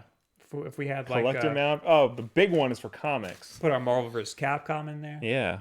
You know, maybe I had too many games. I'll get like some games I like and mount them. I wanted to ask you that. Yes. What do we want to get at Too Many Games? I have a list. I also have a list. All right. Should we talk about... My list isn't gonna be there. I have a lot of games on this list that are like gonna be like pie in the sky, really expensive. Yeah. Or like Japanese only. I only have one Japanese only game, and it's Sin and Punishment for the N64. I have that written down here. I didn't know that was Japanese only. I got a mark. The N64 one is Japanese only. Sin and Punishment Star Successor for the Wii came out in North America. We don't have Smash Brothers for N64, right? God, I don't know. Because I have that here. I'll I don't know if I have ever to- actually bought it. have to look on our list. We might not. Well, my list, Will, is Hmm. Smash Brothers for the N64, Sin and Punishment for the N64. Mm-hmm. For GameCube, Region Locked did a video today on the Did You Know Gaming channel on Dream Mix TV World Fighters. I want that game. Yes. I want that game. Yes. It's Japanese only. Yeah. NES, I want Swamp Thing, but I'm never going to buy that because it's going to be $1 million. SNES, I want Super Back to the Future Part 2, which is also Japanese only. Yes. Sega Genesis, I want Pulse Man, which is also Japanese only. Yeah. I have Outback Joey on here. That's never going to happen. Yeah. Rocket Knight Adventures, that's something I could get out of Too Many Games, but I want a good deal on it. Yeah. Sega Saturn, I want Burning Rangers, Yes. which I don't think is Japanese only, but it's a Japanese game. PlayStation 2, Yoshinori Beef Bowl, Yes. and also Dream Mix TV is on PlayStation Yes. 2. My list, which I'm probably going to grow, as the weekend goes on. Mighty Morphin Power Rangers, the movie for Genesis, because that's the first game I ever beat, like start to finish. Okay. I think me too. Yeah. Resident Evil 4 for PS2, because fun fact, I don't own that version. Yeah, that's weird. It is weird. Then this whole list is weird. Indiana Jones and the Emperor's Tomb for Xbox, and Knights of the Old Republic 2 for Xbox, because Emperor's Tomb just became backwards compatible, and KOTOR 2 has been backwards compatible. We had the first one. We had the first one. Yeah. And I want, one of these days I'm actually going to play KOTOR, and I want to also play the sequel. Did you see Limited Run is releasing like all of the great Star Wars games? Yes. That's amazing. I love everything about that. Also, Alpha Protocol, because that's a game that's always interested me, even though I know it's terrible. Geist the for Xbox 360 game. Yeah. Alpha Protocol. Yeah.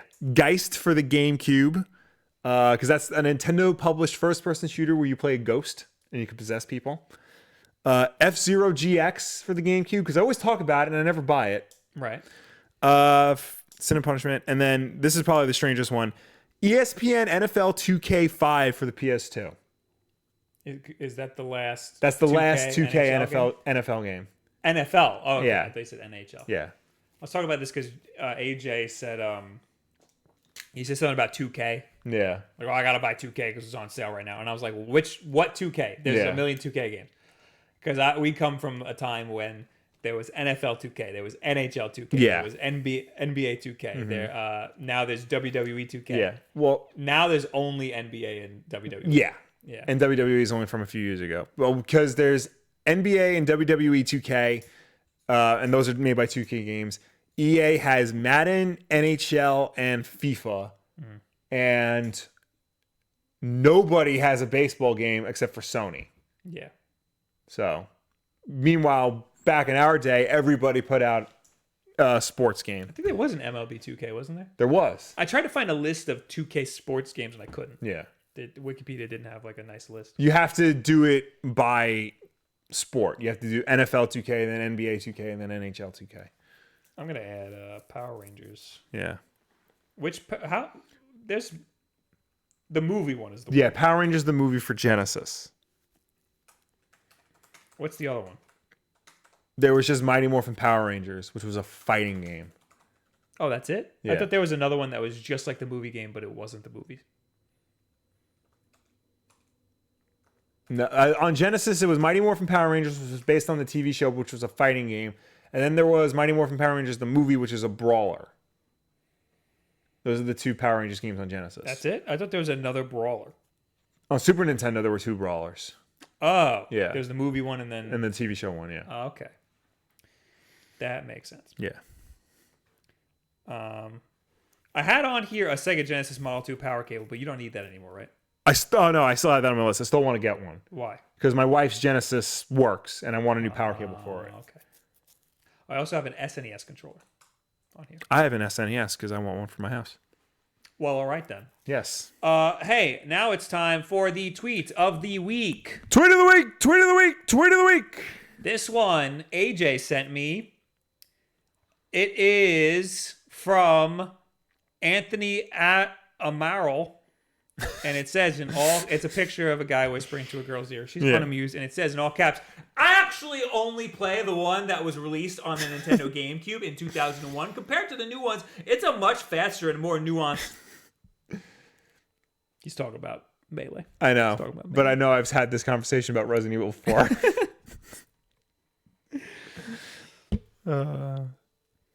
Big fan. Yeah. All right. That's a great one. Now is when we talk to you people. Yes! As always, you can reach us on Twitter using the hashtag Wulff Den Live. If you left a comment on last week's Wulff Den Live, this is the part of the show where we will finally answer you and the people from the week before, because we didn't answer it on last week's E3 special. Oh, true. And of course, ladies and gentlemen watching us right now, please start leaving your questions and comments so we will get to them when we were done when everybody else.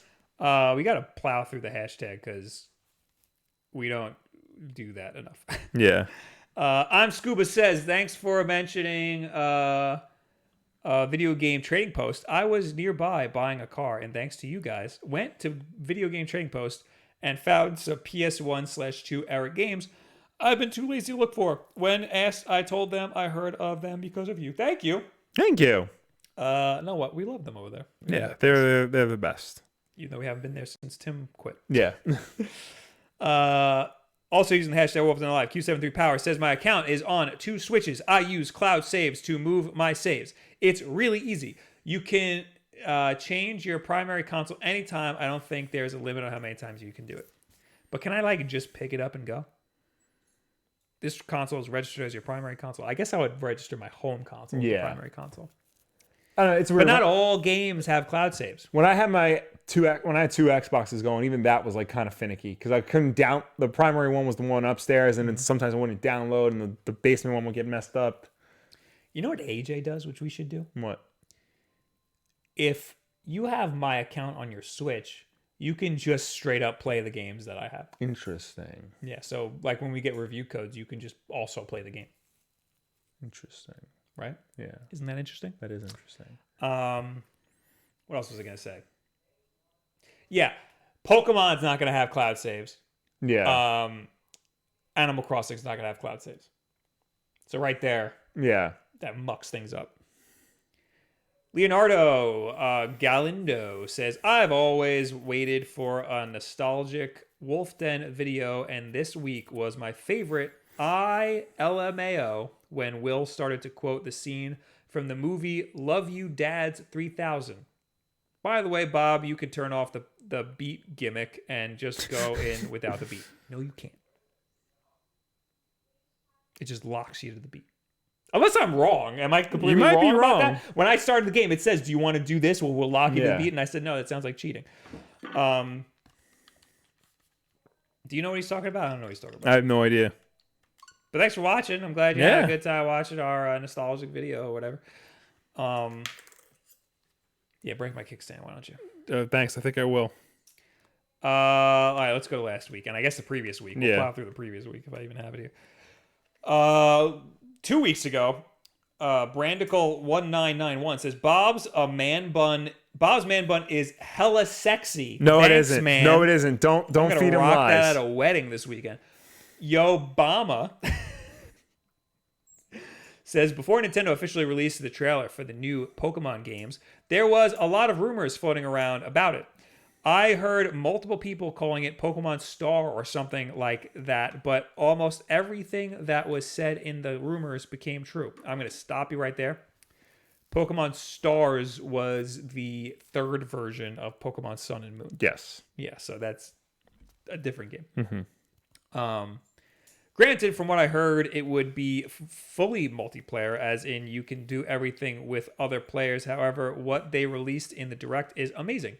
I don't know if these rumors came from sources like linked to developers or if the company is creating the game listed to the fan base. Whatever the case, I am glad that Pokemon games are getting more and more new features to it. Hopefully, a Pokemon game with serious AAA graphics and huge maps will be on the way in the future.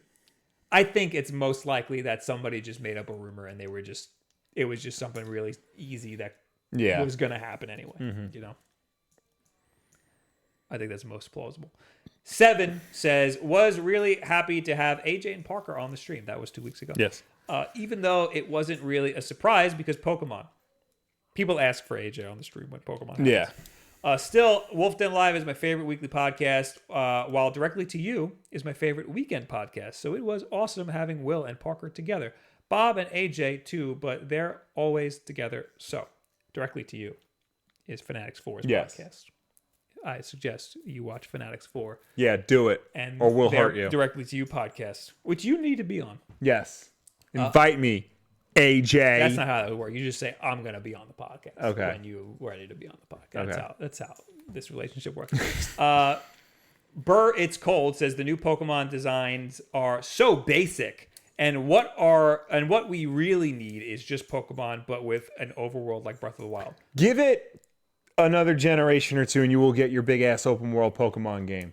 I think we already have kind of an overworld, first of all. Right, but it's... Second of all, I think the designs are great. The designs are not a trash bag, keys, vanilla ice cream. You're talking about gears. basic. Look at Gen 1, the greatest designs of all Pokemon. Yeah. Gen 1, you got a ball. You got 2 balls. You got a slime. Yeah. You got a dick sticking up from the ground. Yep. And then you got his evolution 3 dicks sticking up from the ground. It's not, that's minimal. Yeah.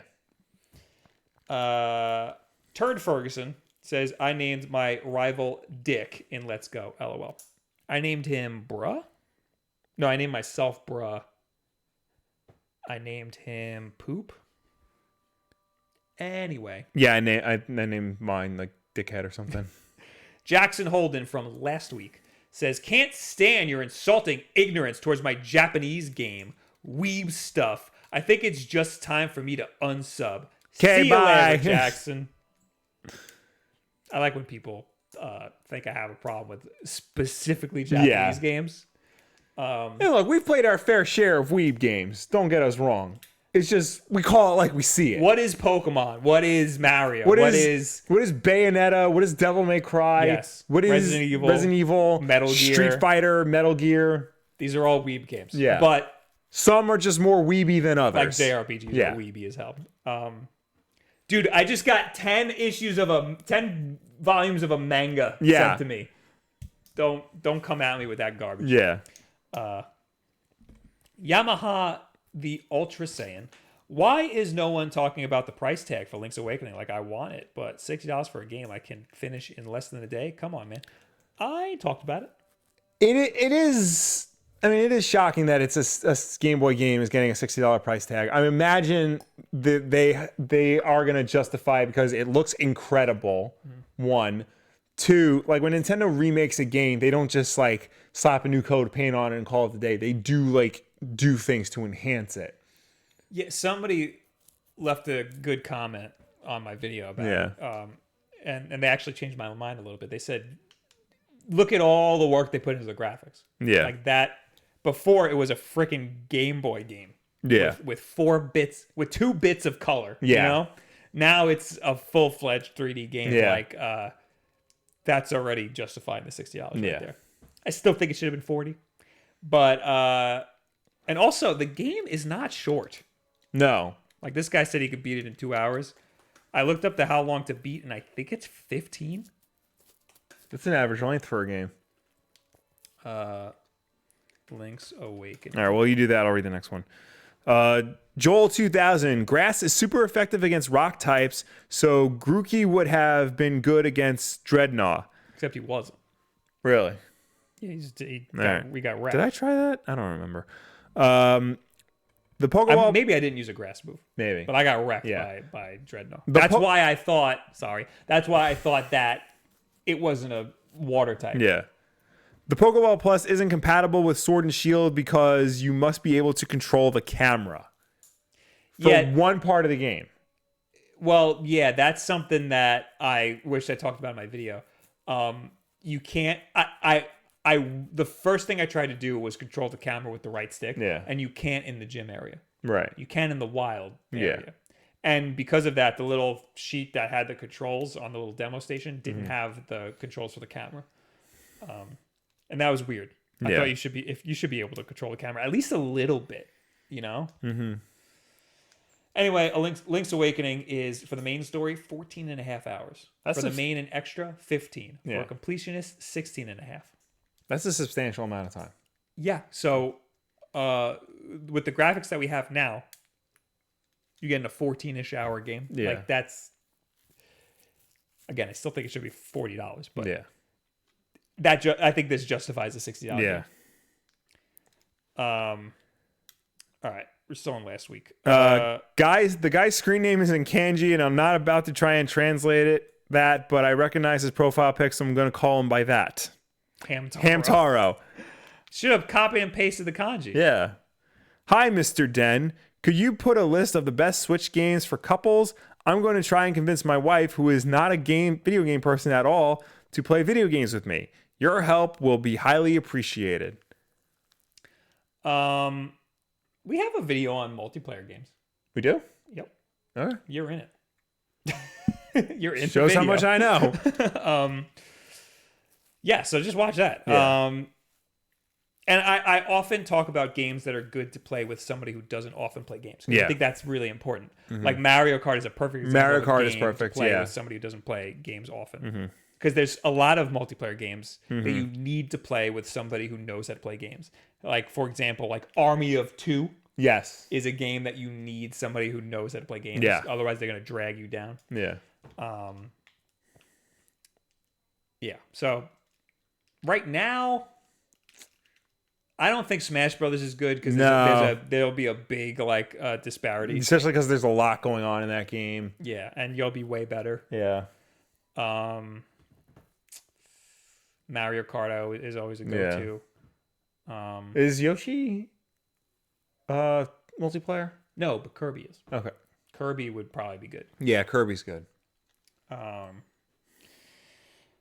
right. Well, anyway, Todd Kelgren says, I agree. Breath of the Wild 2 in 2020. Breath of the Wild 1 took so long because they had to create an entire new game engine. 3 years is plenty of time to make it with the engine already created. You would think that, but they're probably going to because the reason why they're making a full game is because this was originally going to be DLC, but then they're like, we got too many ideas. We'll just make a full game. Yeah, I was going to put that in the... Yeah. So I would imagine if they just keep, getting ideas and it gets bigger and bigger and it comes out 2021, that would not surprise me. I really need to shave. My beard is itching beyond belief. I found the guy's username, but it's not in kanji. It isn't. Yes, it's in kanji.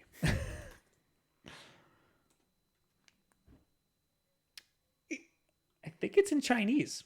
Yeah, it's in Chinese. Okay.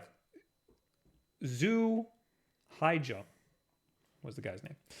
All right. Well, anyway, now we're talking to you guys. All right, in the chat. in the chat. And we got $1 from Call Me Mr. G. Thank you, Mr. G. And Jesse McCown with $2 says, here is some cash for that subscriber you lost. Thanks, man. Thank you. Thanks for making up for him. Zaga Studios in the chat says, Yoshi is perfect for couples and girls love it. Yeah, The it's true. babes love it. Yeah. Give me my Switch. I'm going to look at, while you read the chat here, I'm Okay. going to look through my games and figure out what games are good for couples. David Rodriguez. Yoshi Crafted World is multiplayer. Really? What are you talking about? God. Well, there you go. Never mind. I was going to say the Nintendo Entertainment, the NES online games. But, Yeah. No, never mind. I take it back.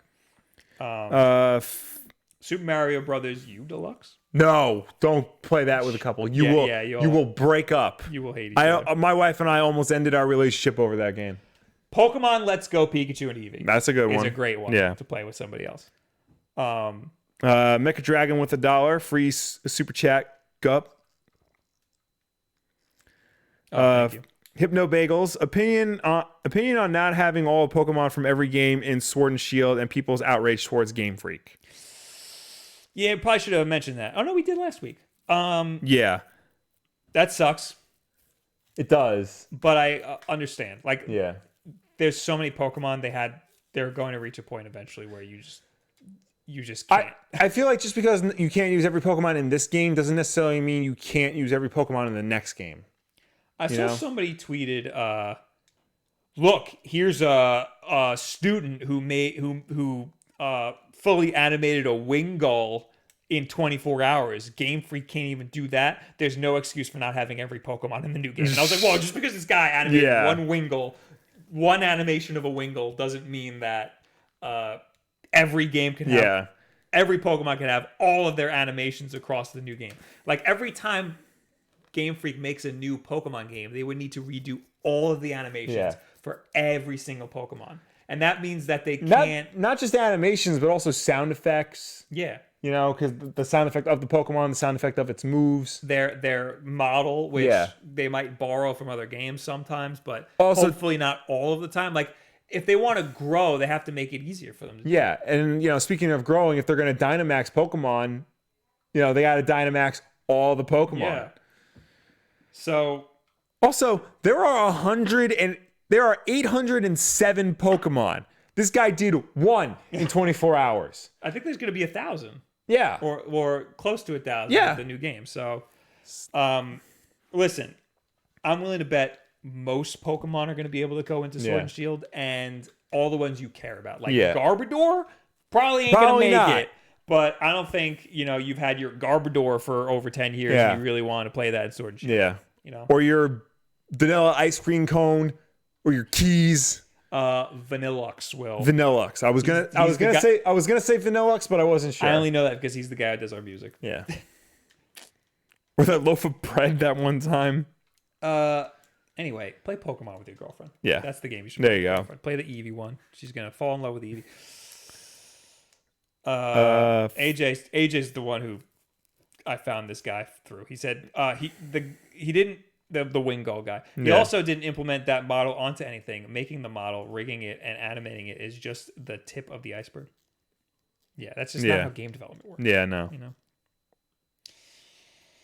All right, where else are we? Lucas says, you mean they couldn't cut and paste? Could the national decks become updates?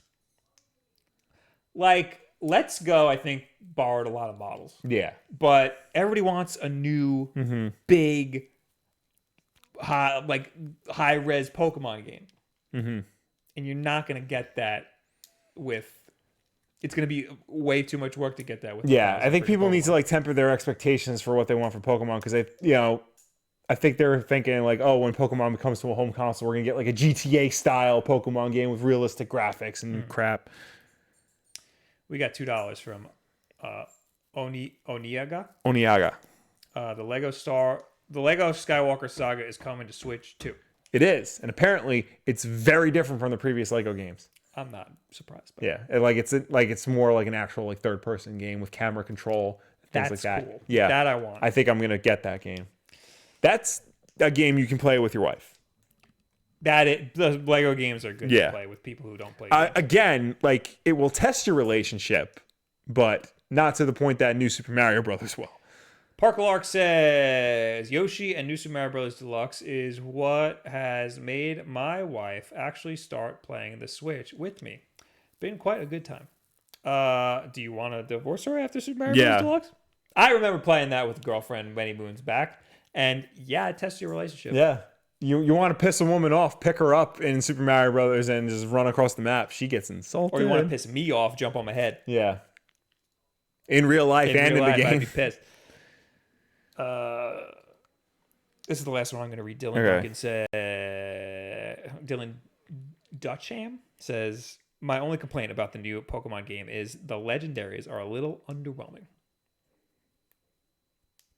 Yeah, they're like the same. The names thing. I can't remember.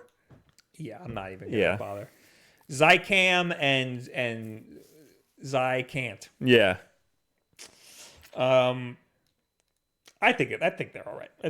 I think one of them is cool. Yeah. But they're the same character. Yeah, so. You would think like even the color scheme is too similar. Yeah. Yeah. But I get what they're going for. Yeah. David Rodriguez for some reason says, does Bob even like rhythm games? Yeah. Yeah. Give me Taiko Drum Master. Yeah. All right, I'll read one more. Rockinvol93. Hope you guys are doing well. I have some amiibos that I want to give to you guys at Long Island Retro Gaming. It would be awesome to do an LI meetup. Are there any games you want to see physical? I was actually talking to somebody today. I'm trying to get like a thing to do after retro the expo. Yeah. Like go to like a hangout bar or something, like a hangout or something. So yeah, we should look into that. Stay tuned for that. Yeah. But don't give us too many amiibos. Yeah, no, don't do that. Too much crap. But thank you. Yeah, we'll see what you got. Any games you want to see physical? I remember there was a not a GoFundMe. Change.org petition to get a physical Resident Evil 4 copy for the Switch. Because right now that's the only one that you can't get physically. That's dumb. And I think that should change. I think that would be a good, even if it's like a limited run thing. Like I think a physical copy of Resident Evil 4 for the Switch would be cool. Especially like they do like a collector's edition of it. Because I would buy that because I'm a psychopath. You are a psychopath. The real question is, how many copies of Mario Maker am I going to buy? Probably one because you're also a psychopath, so you probably buy a bunch. Thank you guys for hanging out. Thank you for tuning in. Thank you for watching us. Thank you for chatting with us as always. Wulff Den Live is every single Wednesday night at 8 p.m. Eastern right here on youtube.com/WulffDen. If you can't make the show for any reason at all, we always put it up as an archive version on Thursday for you to watch on demand whenever you want. If you prefer to listen to us rather than watch us, you can do that as well. We are also an audio podcast on Apple Podcasts, SoundCloud, Google Play, and Stitcher. And if you listen to us on any of those platforms, please be sure to subscribe, rate, and review us because that helps us with placement on those respective stores.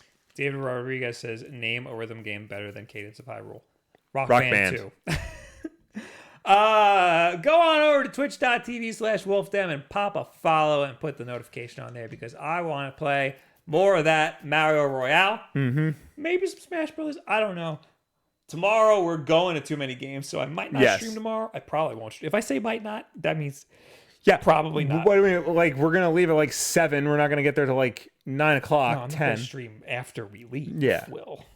Oh, like before we leave? Before. Okay. Yeah. But I don't know. I got things to do. Mm-hmm. I gotta try on my suit. I gotta get a card. I gotta pack. But we'll see you at. I gotta do that too. We'll see you at Too Many Games this weekend. Yes. And we'll have more information on Long Island Retro Gaming as the time gets closer. And next week we're gonna be playing Mario Maker. Thank you guys for hanging out. We'll see you later. Goodbye. Bye.